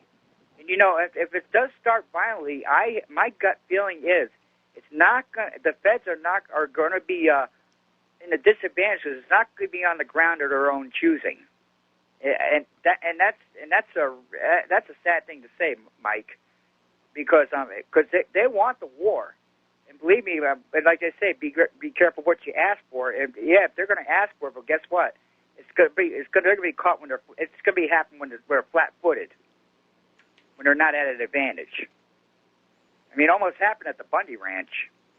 Yeah, it was rather interesting that the might of the BLM and the various other forces, they did back down in the face of a determined armed citizenry, which of course is exactly the reason we were given that Second Amendment. The Second Amendment is not about hunting, it's not about target shooting, it is about giving the government the reason to leave us alone. Because that's the way this country was set on up, where government was supposed to leave you alone unless you clearly had done something wrong. That's the reason for the Fourth Amendment. It's the reason for the Fifth Amendment. Unfortunately, our government does not play by the rules anymore. It has descended to absolute tyranny. It's arbitrary in its decision-making. And unfortunately, Donald Trump has been, if he wasn't corrupted by the system before, he certainly is now. You know, the thing is, I thought that Jeff Sessions was a good pick for Attorney General, but now I think he should step down because a lot of ways he's a throwback. He's marshaling his resources to go after pot smoking and medical marijuana. Oh, it's worse than that. We were talking about the civil forfeiture. As you know, some states are starting to pass laws saying that you cannot take somebody's money until they're convicted of a crime, and Sessions is trying to reverse that. He wants a federal law that says the police can basically take your money even if you're not convicted of a crime, even if you're found not guilty. And it's just a cash grab. Well, you know, the thing is, I would ask Jeff Sessions to resign and go retire, and I would ask Donald Trump to appoint former federal prosecutor, former Congressman Bob Barr. Oh, he would be a good AG. He would be a very good AG. You know, because I think he knows how to balance the needs of the justice and the Constitution, which we need. We don't need a throwback to the, we don't, because Jeff Sessions is too much of a throwback in a lot of ways. You know what I mean? He's prejudiced over marijuana, and it's like, I never seen somebody carjack my car for marijuana, but I see him try to do it for crack. So, yeah, that's absolutely true. But again, Sessions' war on marijuana has nothing to do with crime. It has to do with, again, protecting the profits of the alcohol industry and the tobacco industry. We are in a state of being a fascist economic dictatorship where government authority and corporate greed are aligned together against the general population. And so every decision made by that government supports the corporate profitability, clearly at the expense of what is best for the general population. Well, you know, about a month ago, I did have surgery because I had a tumor in my bladder. I had bladder cancer. I had a tumor removed. Ouch. You know, I took a little bit of chemotherapy. I didn't take the doctor's prescription. I actually had marijuana-laced brownies to alleviate my nausea, which worked a lot better. Oh yeah, definitely. I mean, we're starting to look at medical cannabis as an issue out here, and fortunately, as it turns out, there is this what's called CBD, which is the non-intoxicating part of marijuana, and apparently that is legal to own and use all across the country, and it's got all kinds of medical benefits. But they don't want you to know about that. The whole goal is to keep you dependent on the big corporations. They don't want you to be able to grow your own food in the backyard. They don't want you to be able to grow your own medicines. They don't want you to be able to collect your own water. Everything that you need has to be acquired from a corporation. It's enforced dependency, and it's exactly the same thing King George III did to the colonials that led to the American Revolution. Well, these monopolies will collapse in time because nobody will go to their company store no more. Well, thank you, Mike. All right, well, thank you. We'll let you go. Unfortunately, the reality is, and we're already seeing this in the vaccine industry, the government is literally ordering us to buy products we do not want and do not need. And that right there is telling you we live in a dictatorship. All right, let's start with Sherry in Texas. I may have to take you through the commercial break. Sherry, what's on your mind today? Okay, Mike. I agree with you. The drugs. This has to do with the lady in the pajamas and the bizarre behavior by the police. Yes. And I agree very much the drugs have to do with it, but there's an additional possibility here that I thought about, and I don't know if it was back in February 2016 or not, but it was about back that far. And I thought about this then. There were two stewards on two separate airline flights that lost it. And it was very bizarre because they were trying to get the people to exit the airline, and they were saying, we're going to be bombed. And these were responsible employees.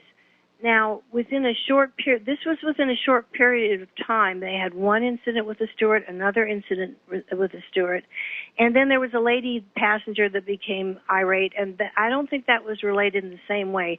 Now, we never heard from these airline employees again to find out what caused this really bizarre behavior way up in the sky and they were in charge of all these people.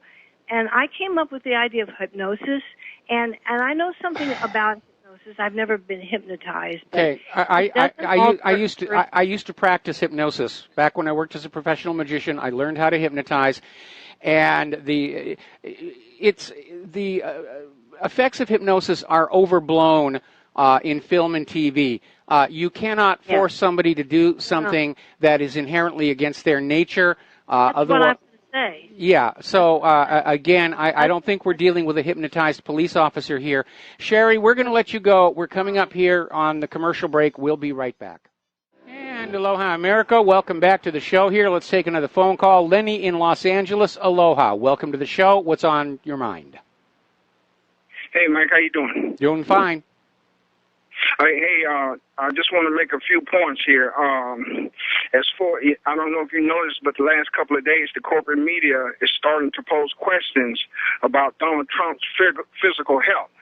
And is he physically fit to continue running the country, looking at the diet of McDonald's and Kentucky Fried Chicken and everything else that he supposedly eats? But I've seen this in more than one source. So they're already setting the stage for a possible soft assassination attempt. Okay. Two, the second thing I want to talk about is Turkey's big FU to the U.S. for revealing the special forces over in Turkey. Well, what I see here is this is a result of a lot of karmic buildup for the violent coup attempt that the U.S.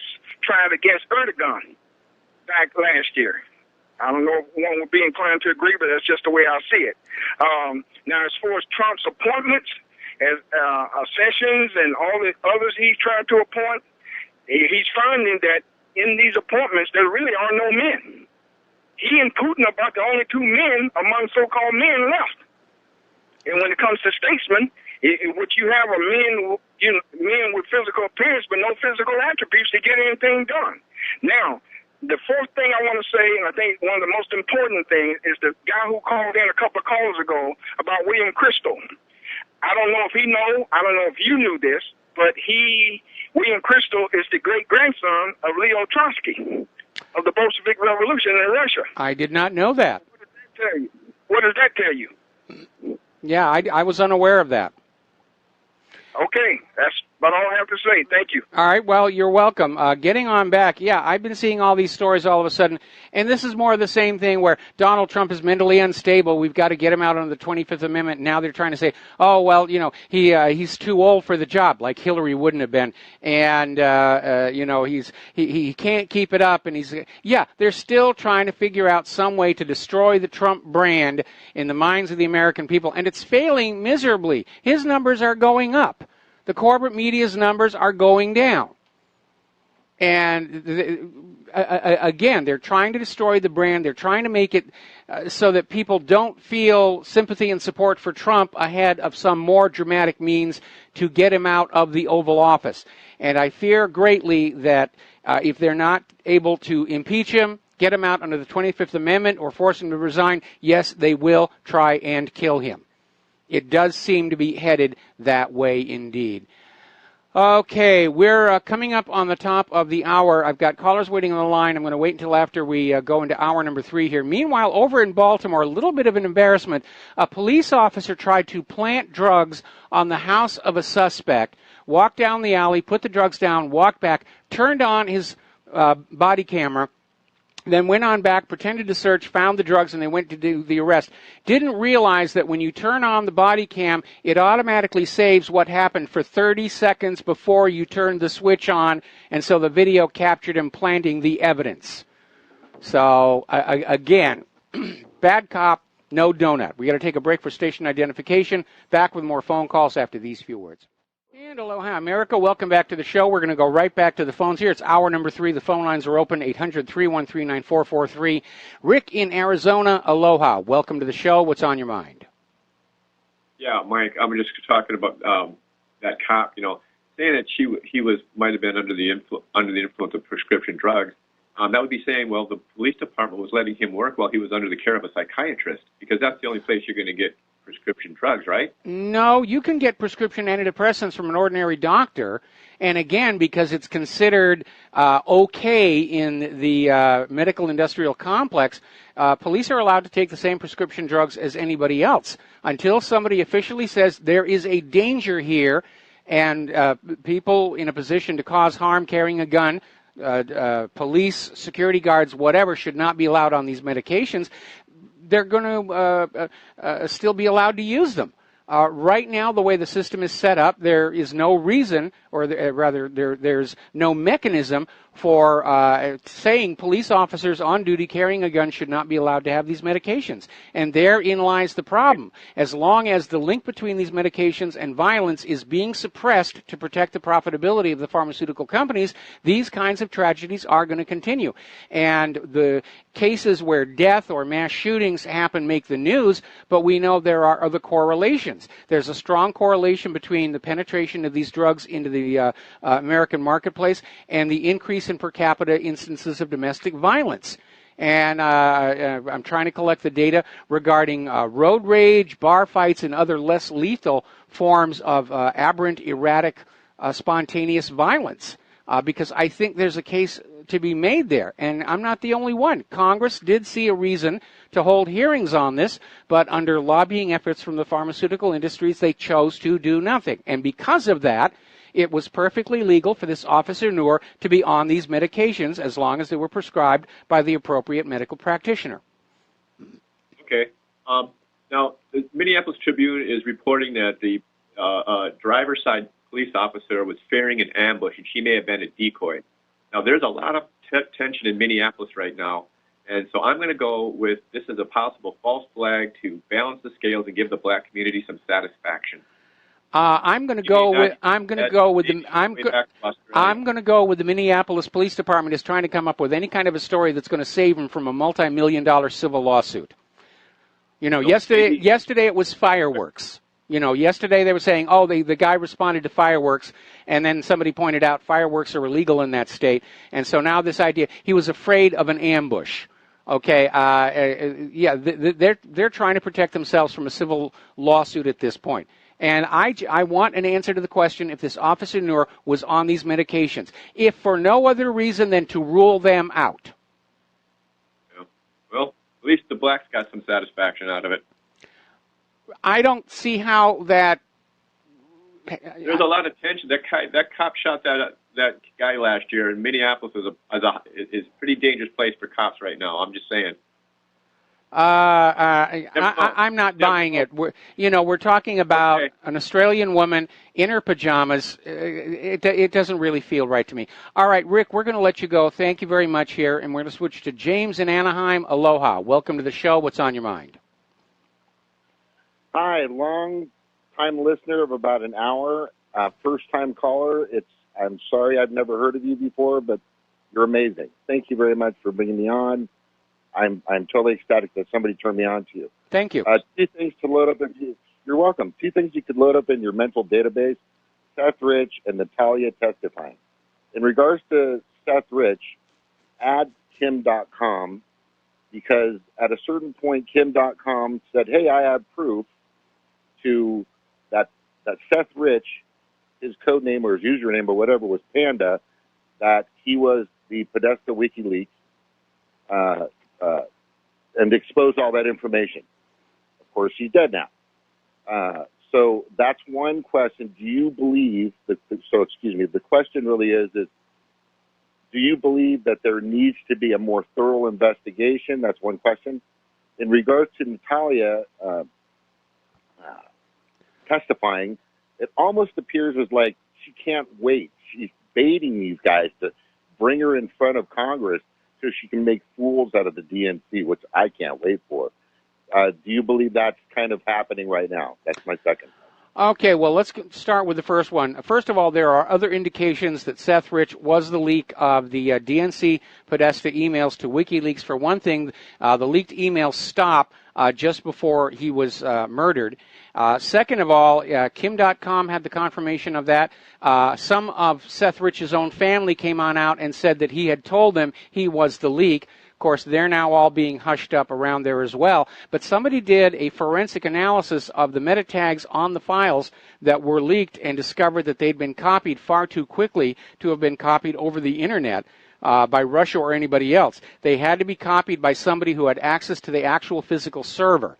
And so that's another confirmation right there. As far as an investigation, I would love to see it happen. But you can understand there are so many people who want this issue to go away because the DNC has bet their credibility on Russia hacking. Hillary has bet her credibility, what little she has left, on Russia hacking. The corporate media went along with this story for month after month after month. If it comes out Seth Rich was the leak and was murdered for it, they're all going to take a major credibility hit, and they don't want that to happen. Plus, there's that other aspect behind it that it's going to renew interest in all these other scandals surrounding Hillary Clinton. First and foremost, that email server. And Sean Hannity is right to be out there pushing for that right now. Moving on to Natalia, the lawyer. The last word we have is that she has basically said she was set up for that meeting as well by this Magnitsky Law lobbyist. And she's feeling like she was suckered into this. So this whole meeting was a manufactured incident. The day after Hillary lost to Donald Trump, they sat around and came up with this Russia stole the election for Donald Trump, and they needed to manufacture evidence to support that. And this meeting was one of their attempts to do so, along with attempting to bribe this arrested hacker in Europe to admit he was hacking the American election on behalf of Russia. And they offered him, get out of jail free card, bring him to the United States, buy him a home, give him a bunch of money. And he turned them down, to his credit. But we know this is how it operates. They come up with an idea and a story, and then they manufacture the evidence to say, see, this is what's going on. Except at this point, nobody in the United States of America is going to take anything coming out of the corporate media or anybody in government at face value. We have been made utter fools of before the eyes of the world too many times, whether it was Saddam's nuclear weapons or Assad's sarin gas or torpedoes in the Gulf of Tonkin or all the rest of it. We don't want to be fooled again. And we need to be very, very skeptical. And so, again, the polls are showing only 6% of Americans even think this Russia-Trump story is important anymore. They're losing this fight. And they don't know what else to do, so they're going to keep on pushing this nonsense. It's disgusting, it's shameful, it's degrading, and we look like fools to the rest of the world. And, hey, thank you so much for letting me ask those questions, and I'll be listening to you more often. Well, Take care. thank you very much. We're going to let you go here and close the phone lines. We're going to do a shout-out to our on-air affiliates rejoining our network. Now then, do you remember all of that Black Lives Matter, the rioting, the ruckus that they were making, especially after Hillary Clinton lost? Well, it's starting to have a backlash on all of those institutions that went along with it. And over at the University of Missouri, the backlash from Black Lives Matter has been a major drop of new enrollment.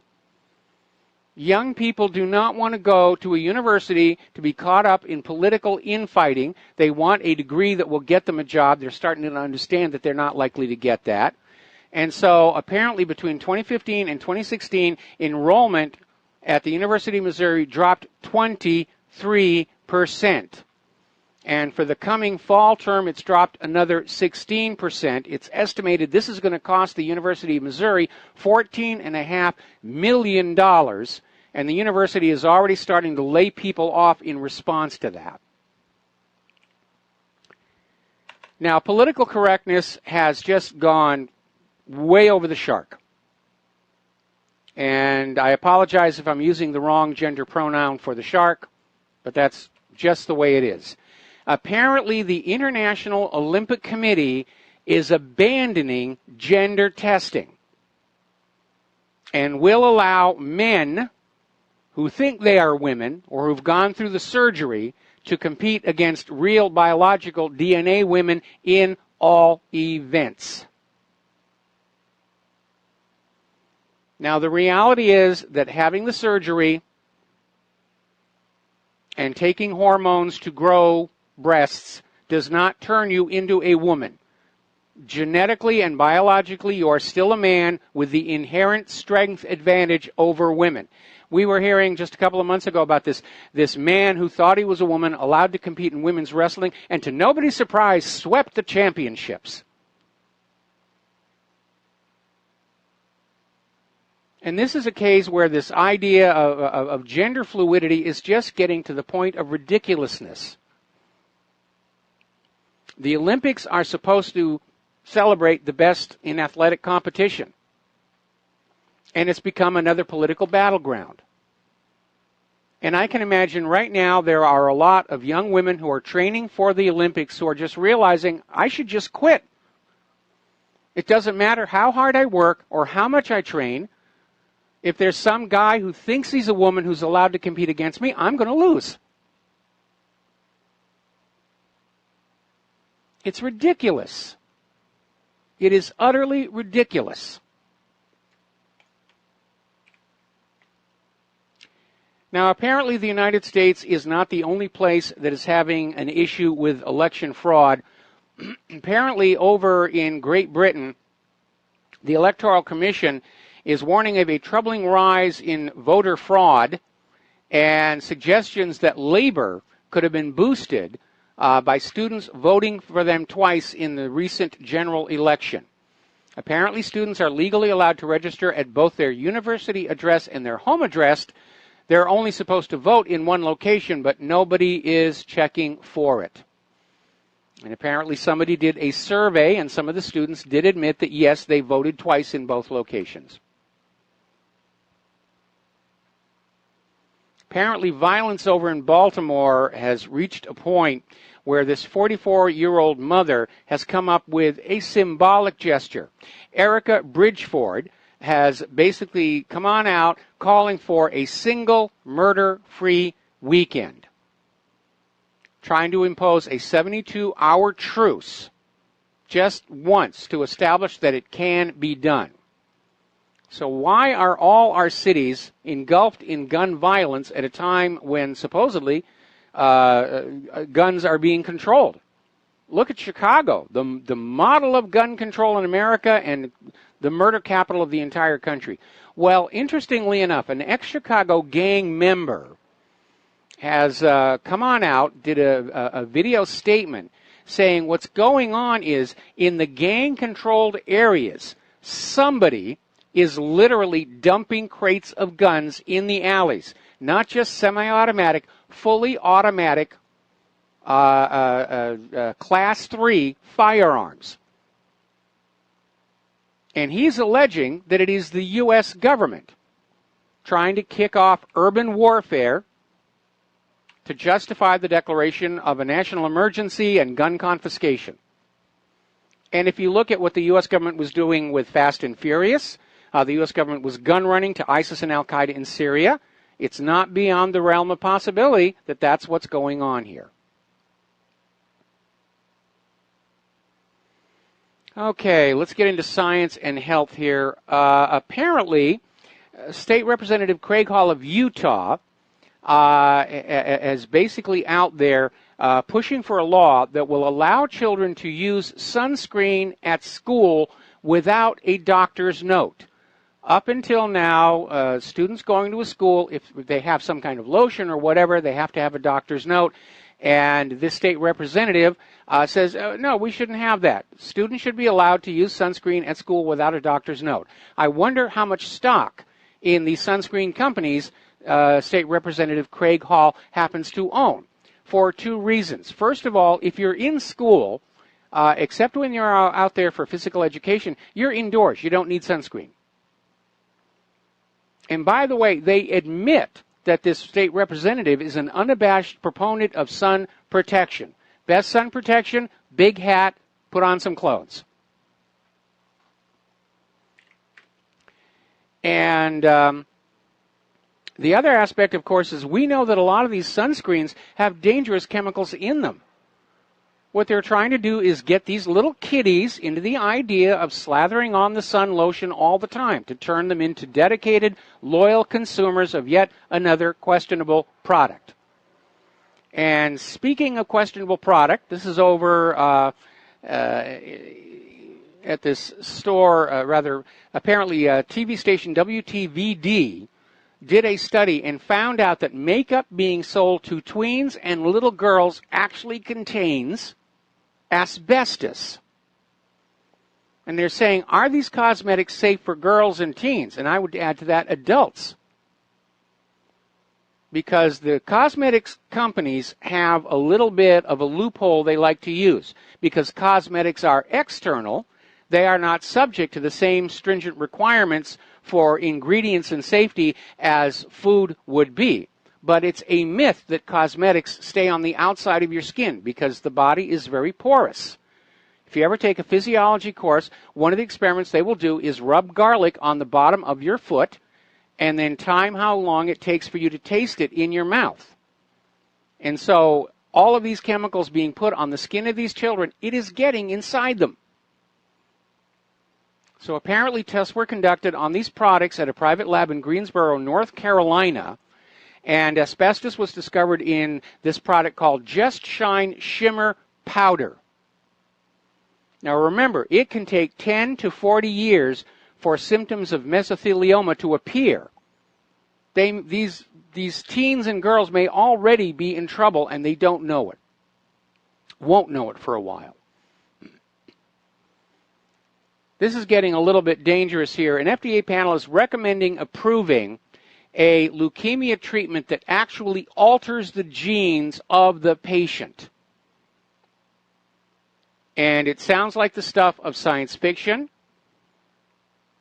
And given how recklessly genetic engineering has been conducted to date, there is another potential problem here. We're talking about the FDA allowing medications that when you are given them, they will change your DNA for you. And apparently a panel of cancer experts who are probably financially involved in this product endorsed the leukemia treatment on Wednesday. And apparently the FDA is not required to follow the panel's recommendation, but usually does. Now, over in Great Britain, their government is getting ready to pass a law that outlaws any advertisements showing gender stereotypes. Apparently somebody called up and complained about a commercial showing housewives cleaning and children playing with gender-biased toys. Now, as somebody who's worked in advertising and produced and directed TV commercials, I'm going to tell you right now, there's going to be nothing to work with in terms of creating a story. for the commercial, because the commercial has to be entertaining. It has to involve the viewer, or it's simply not going to be effective. You have to lure them in. And what are you going to do? Go against the gender stereotypes? Have the husband cleaning the house? It's actually going to turn off both women and men. There have been all kinds of studies that have been done throughout the years by the advertising industry showing that most people have a psychological comfort with the stereotypes they grew up with.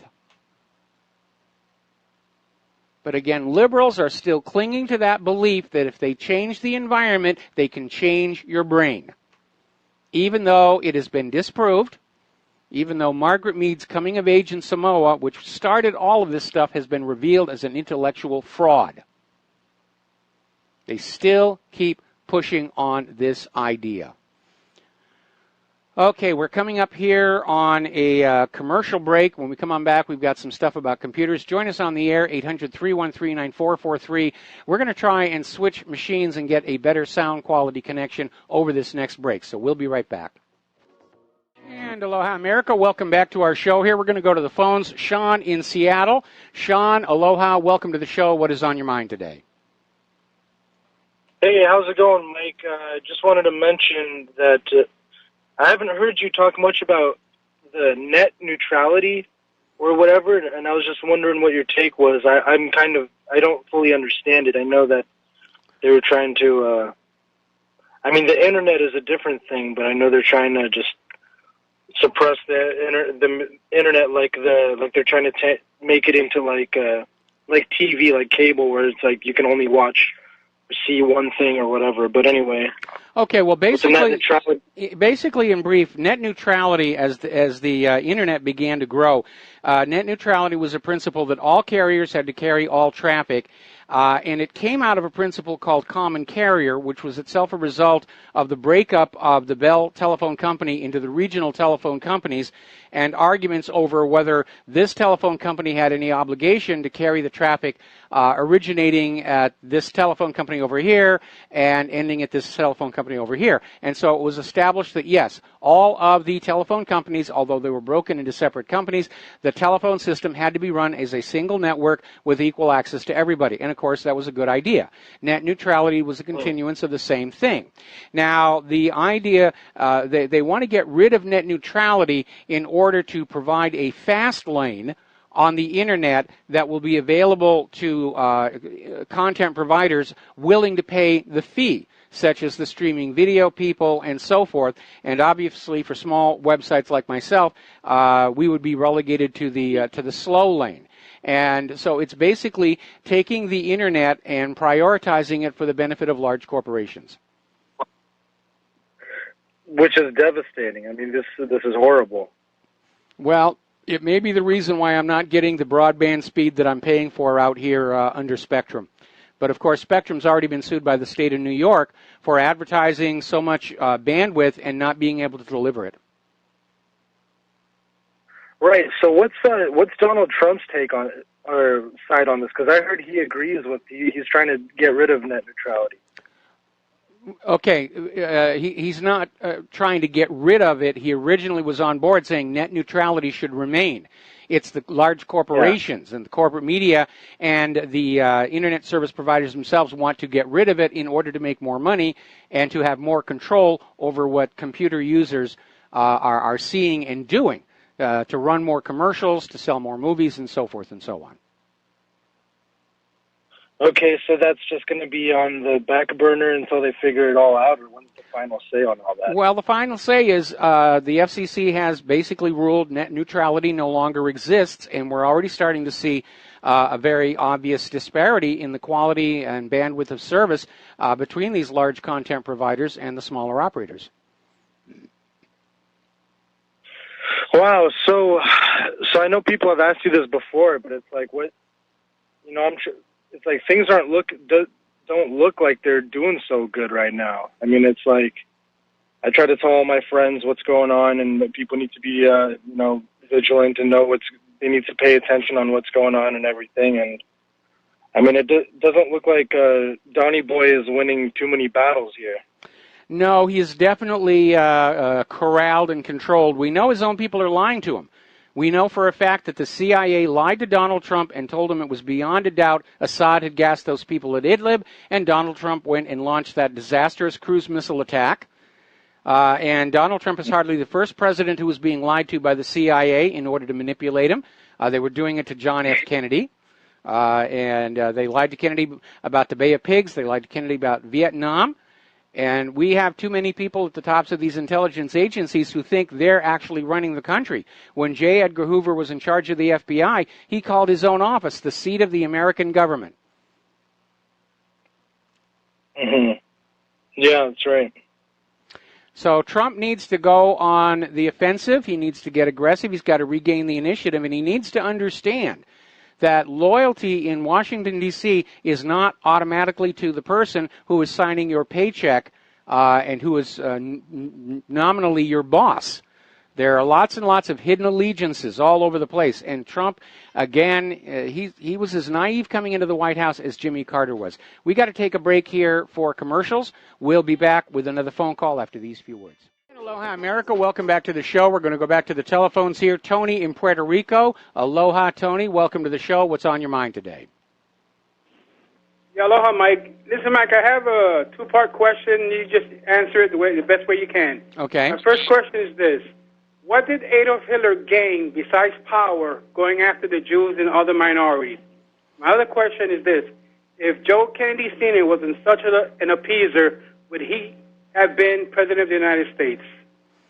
Well, in answer to your first question, the Nazi Party made use of an old propaganda mechanism, which is to have a scapegoat group within your society on whom you blame all the problems. In our society right now, it's the Muslims. And it's just a way of a government ducking the blame for their own mistakes, stupidity, and bad behavior. And Hitler targeted the Jews because at that time there was a lot of hostility in general toward the Jews who were seen as having profited unfairly from Germany's woes during World War I and the aftermath under the private central bank. So it was easy to make and demonize them as a scapegoat device. So that's what Hitler got. Was somebody to blame for all the problems while he took credit for all the good things for himself. As far as Joe Kennedy, no, I don't think he could have run for president because of the connections between him and organized crime. Would have been dragged on out by anybody that he ran against. So Joe Kennedy, basically his political ambitions were by proxy through his sons, John F. Kennedy, Robert F. Kennedy, and Ted Kennedy, who were not connected with any of the rum-running activity and therefore were politically clean. The only thing John F. Kennedy had going against him was he was a womanizer. He'd already gotten a reputation around Washington, D.C. for getting girls in trouble. And interestingly enough, Joseph Kennedy got him into the Navy and arranged for him to be sent to the South Pacific as a device to get John F. Kennedy out of Washington, D.C. before there were any more sex scandals. And supposedly John F. Kennedy was sent to a safe area. But ironically, he was put in charge of PT-109. They had that run-in with the Japanese destroyer, and John F. Kennedy became a hero by saving his crew. So he came back from the South Pacific, ideally positioned for a run for the government, for Congress first and then for the White House. Okay, thank you, Mike. All right, thanks an awful lot. We're going to let you go.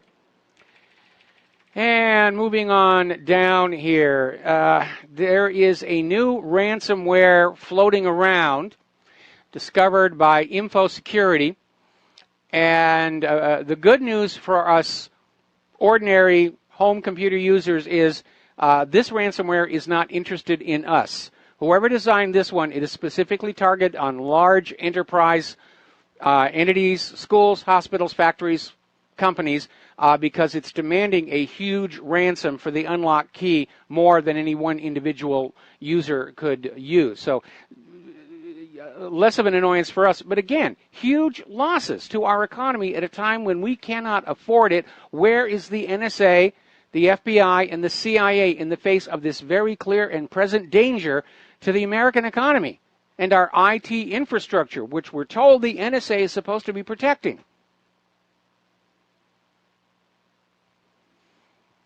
Now, there's been another vector discovered for identity theft. If you have a Facebook profile and you change your phone number, you need to make sure you delete your old phone number, because apparently scammers have found out a way where they can basically go to the phone company that you were at and specifically request your old phone number. And then once they have that, they can go back on into Facebook using your old login credentials, your old phone number, and get your personal data. So your online data should be austere. It's just common sense anyway. People are far too trusting. They think it's a computer, it's great, it's high-tech, and they put all kinds of stuff on there that they shouldn't. And it makes them vulnerable, especially when we have a government that could care less if you're being robbed, plundered, looted by the cyber criminals. They don't care. They absolutely don't care. Maybe the cyber criminals have their own lobbying group up there in Washington, D.C. Yes, we're going to give you a campaign donation, but yeah, just don't pass any laws regarding cybercrime. Who knows what's going on up there?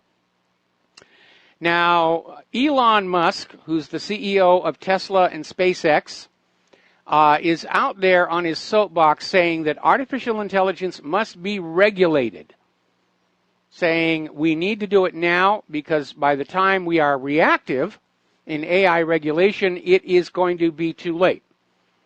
Now, he raises a valid concern, and if you are a science fiction aficionado, there's a book called Neuromancer by William Gibson, where they talk about these artificially intelligent machines that are under strict lock and key, and there's even a special global police force that polices them to keep them from trying to break free of their controls and become independent. And ultimately, at the end of the book, well, I'm not going to spoil the surprise for you. So it is an issue. Is it really a danger now? Well, if you've seen some of the videos I've produced, computers are already a danger to human activity without being artificially intelligent. Most of our financial system is now under the control of very powerful computers who've been programmed for only one priority: make more money for the owners. And that is the only thing shaping their decisions. But a panel of experts over at the recent 2017 Wharton Global Forum in Hong Kong has come to the conclusion that the hype about artificial intelligence has outrun the reality. That so-called AIs, they're getting more clever at simulating artificial intelligence. They're a long ways away from being self-aware. And so they're saying that it'll be there someday. It's not quite here just yet. I remember when I got my iPhone 5 and I was playing games with Siri. And you could tell it was all canned responses. And it's very clever and it's very convincing. But I don't think Siri is really artificially intelligent. The FBI has now sounded yet another warning regarding internet-connected toys.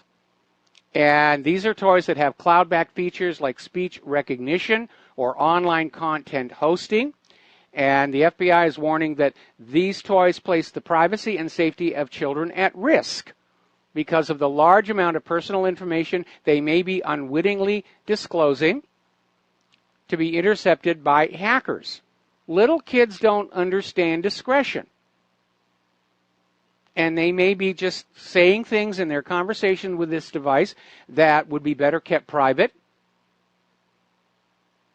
And of course, for this apparent epidemic of child sexual exploitation, predation, if you will. These toys are a gateway into the children's private lives to find out how, where, and when they might be vulnerable. I'll be very honest. If I'd been fortunate enough to be a parent, I would not allow my child to have these things. I would certainly want my child to learn how to use a computer, but just like teaching them how to use a firearm, understand this thing can be dangerous. It's not a toy, it is a tool. And there are bad people out there. Now here's a fun story. I love this one. Apparently over at the Georgetown Waterfront Shopping and Office Complex, this is in Washington Harbor in Washington, D.C., they had a robot security guard, the Nightscope K5, that was patrolling the mall. Looks kind of like R2-D2 and maybe a Dalek for all you Doctor Who fans.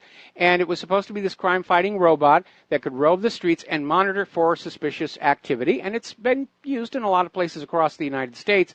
But apparently the pressure was too much for the robot at the shopping mall, which rolled into a fountain and drowned itself.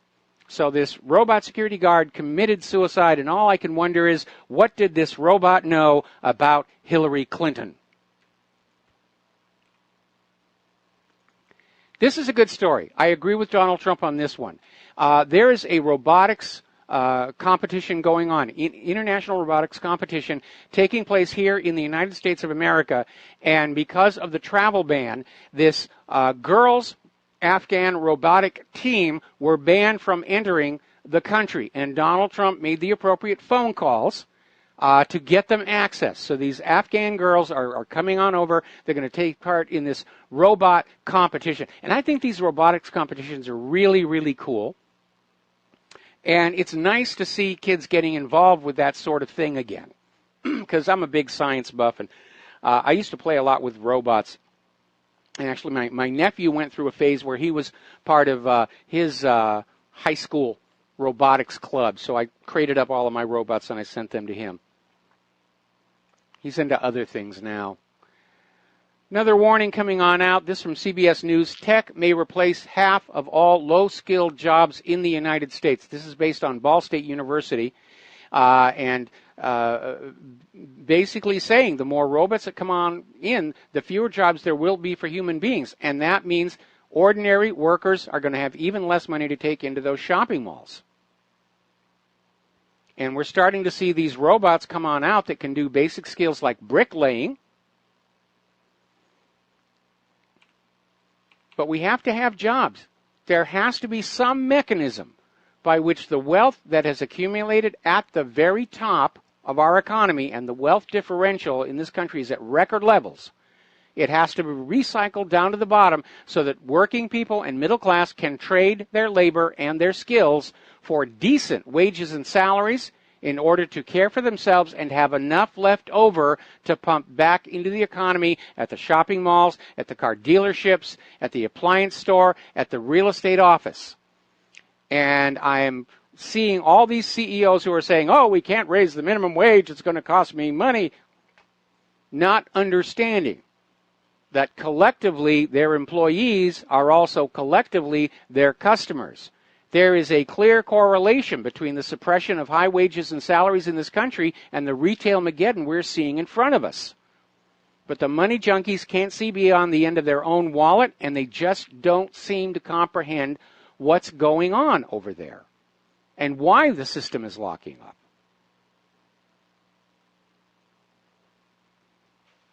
We're heading toward a society where we're going to have factories and shopping malls filled with robots with absolutely nothing to do, because there won't be any human beings coming in those doors to buy those products.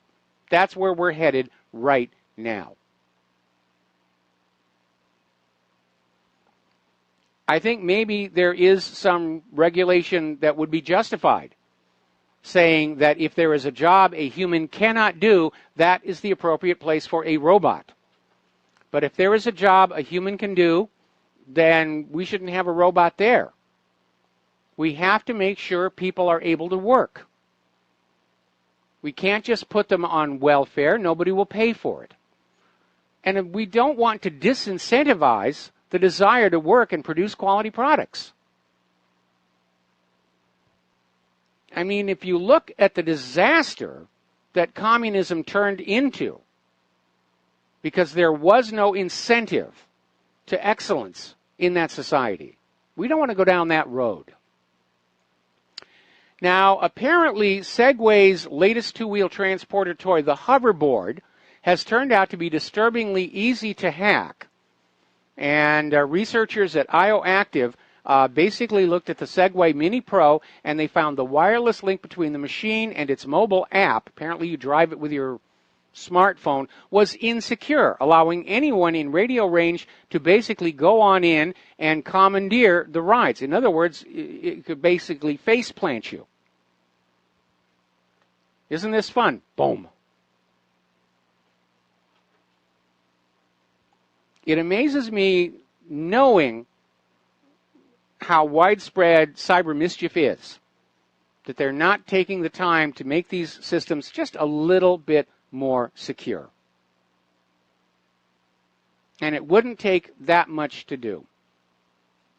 But it would cost money.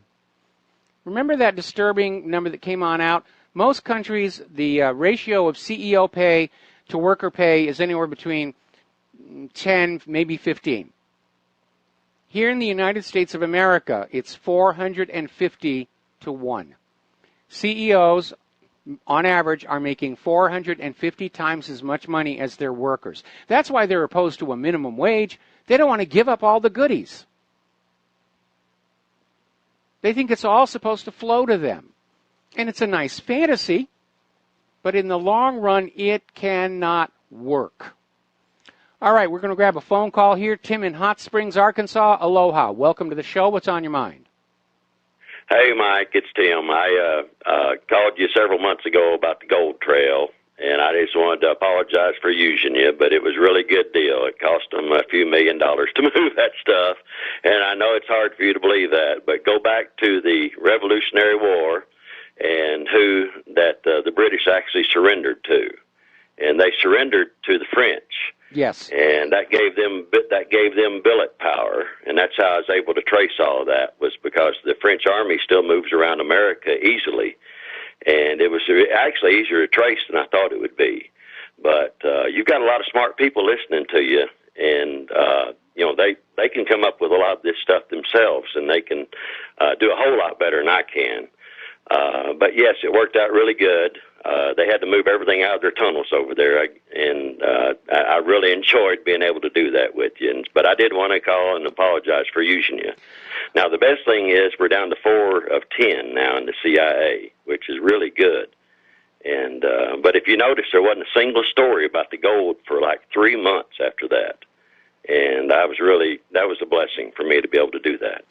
All right, well, congratulations on your victory there, and I'm still not entirely certain I recall what this issue was all about, but we're going to let you go here. We're almost to the end of the show here, and I got to cover some news. Thank you very much, Tim, here. Apparently, there's a new Linux malware that exploits the Samba Cry flaw, and it is targeting Internet of Things devices, particularly network-attached storage appliances. This is discovered by researchers at Trend Micro.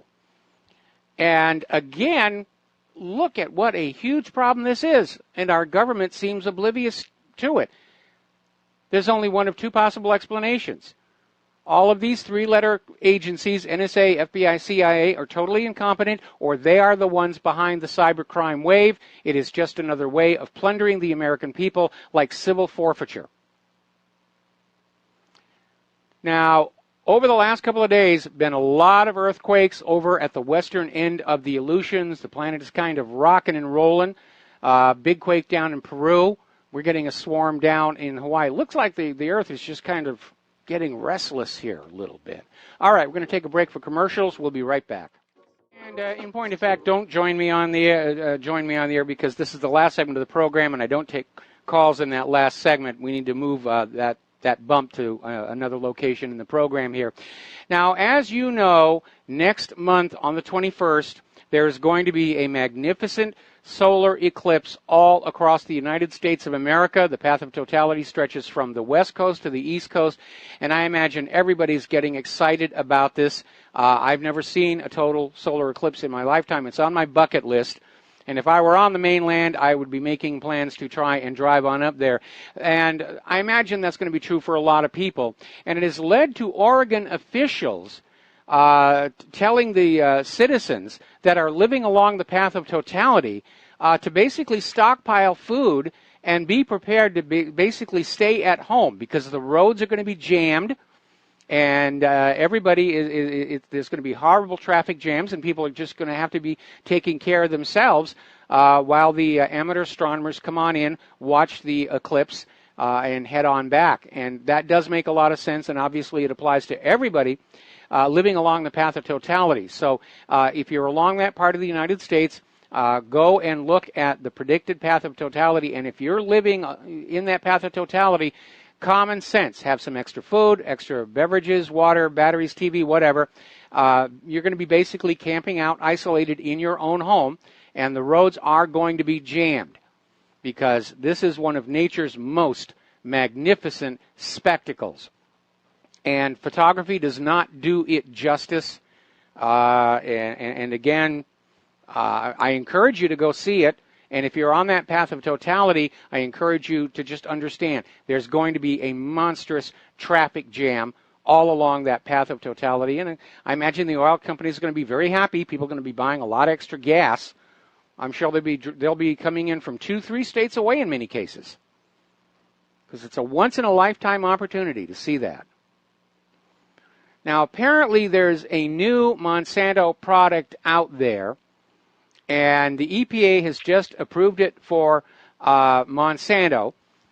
And the new product is they're not going to be spraying our crops with glyphosate anymore.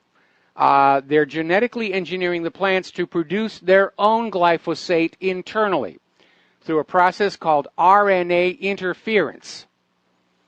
Now, first of all, we know that glyphosate is a probable human carcinogen. Second of all, RNA is a much less stable molecule than DNA.